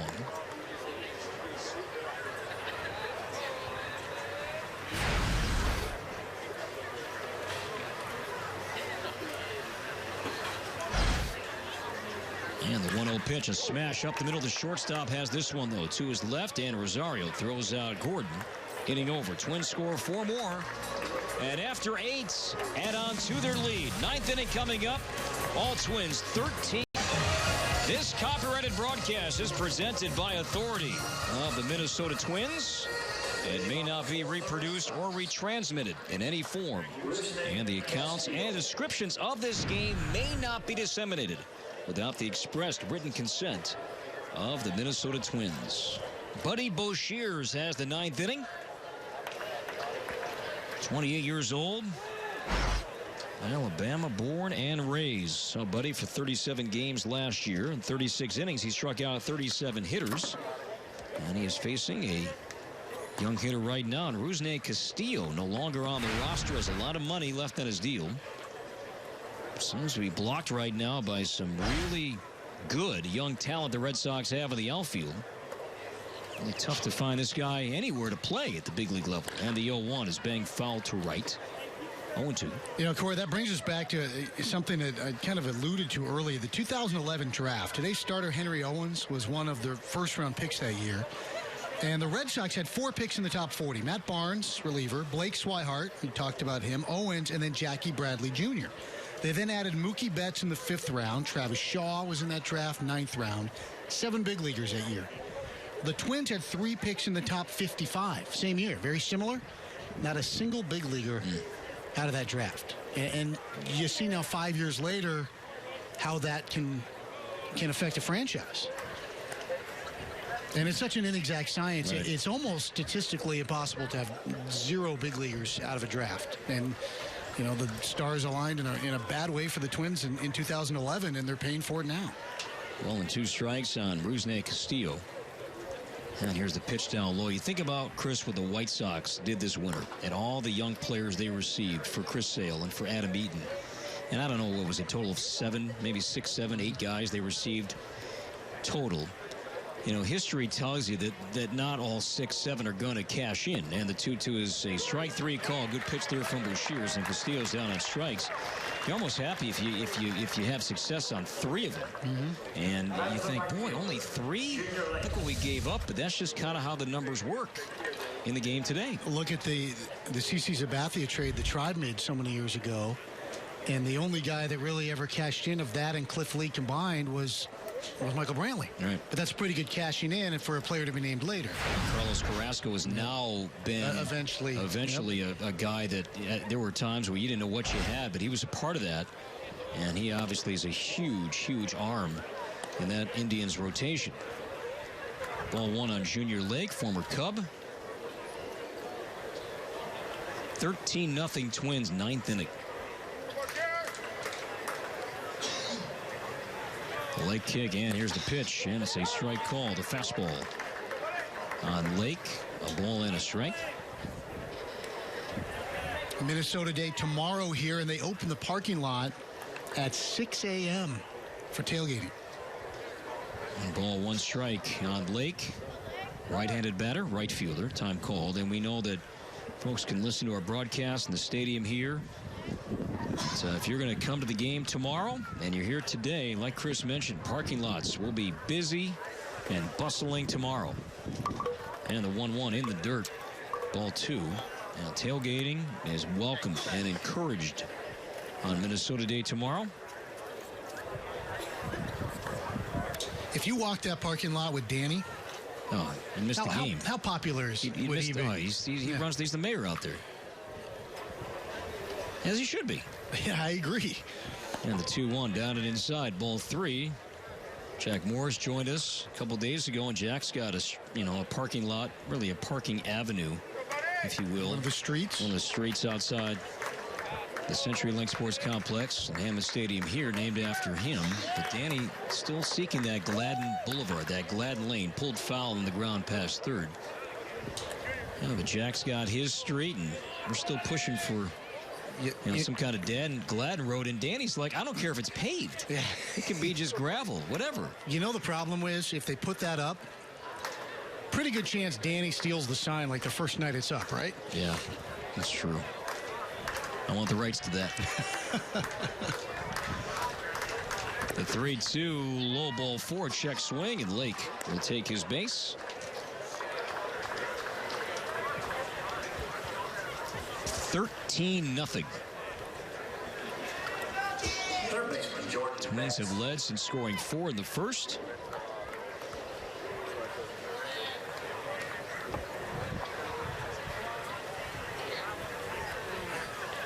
So that the Gophers lost today in the Big Ten tournament semifinals. Still a great run for Minnesota. And they will be in the NCAA tournament. We all know that. We'll find out tomorrow where they're going, when they're playing. But the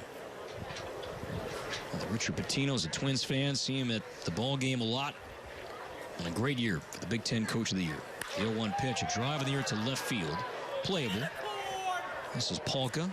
Calling, catching, he's got it, 2 outs.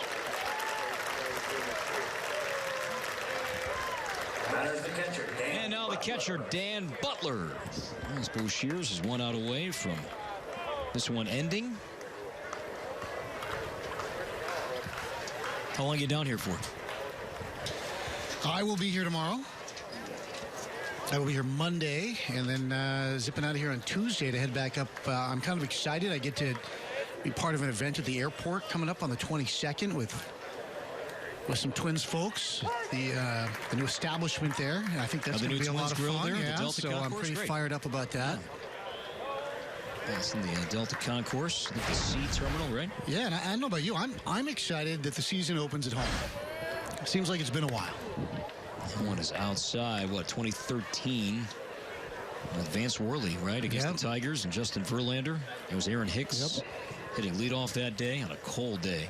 The Vanimal went sleeveless. Right. And the 1-1 pitch is outside, ball 2. But that opening day, I love to be at home. I think it's a wonderful kind of event on the calendar, and the home opener is always special, but I think when it's the season opener too, I think it's doubly so. And the 2-1 pitch is popped up right side, off foul territory. Paulson should have a play. He's got it. The first baseman on the track will squeeze it. Ball game over. Twins win big, 13-0. We're back with more.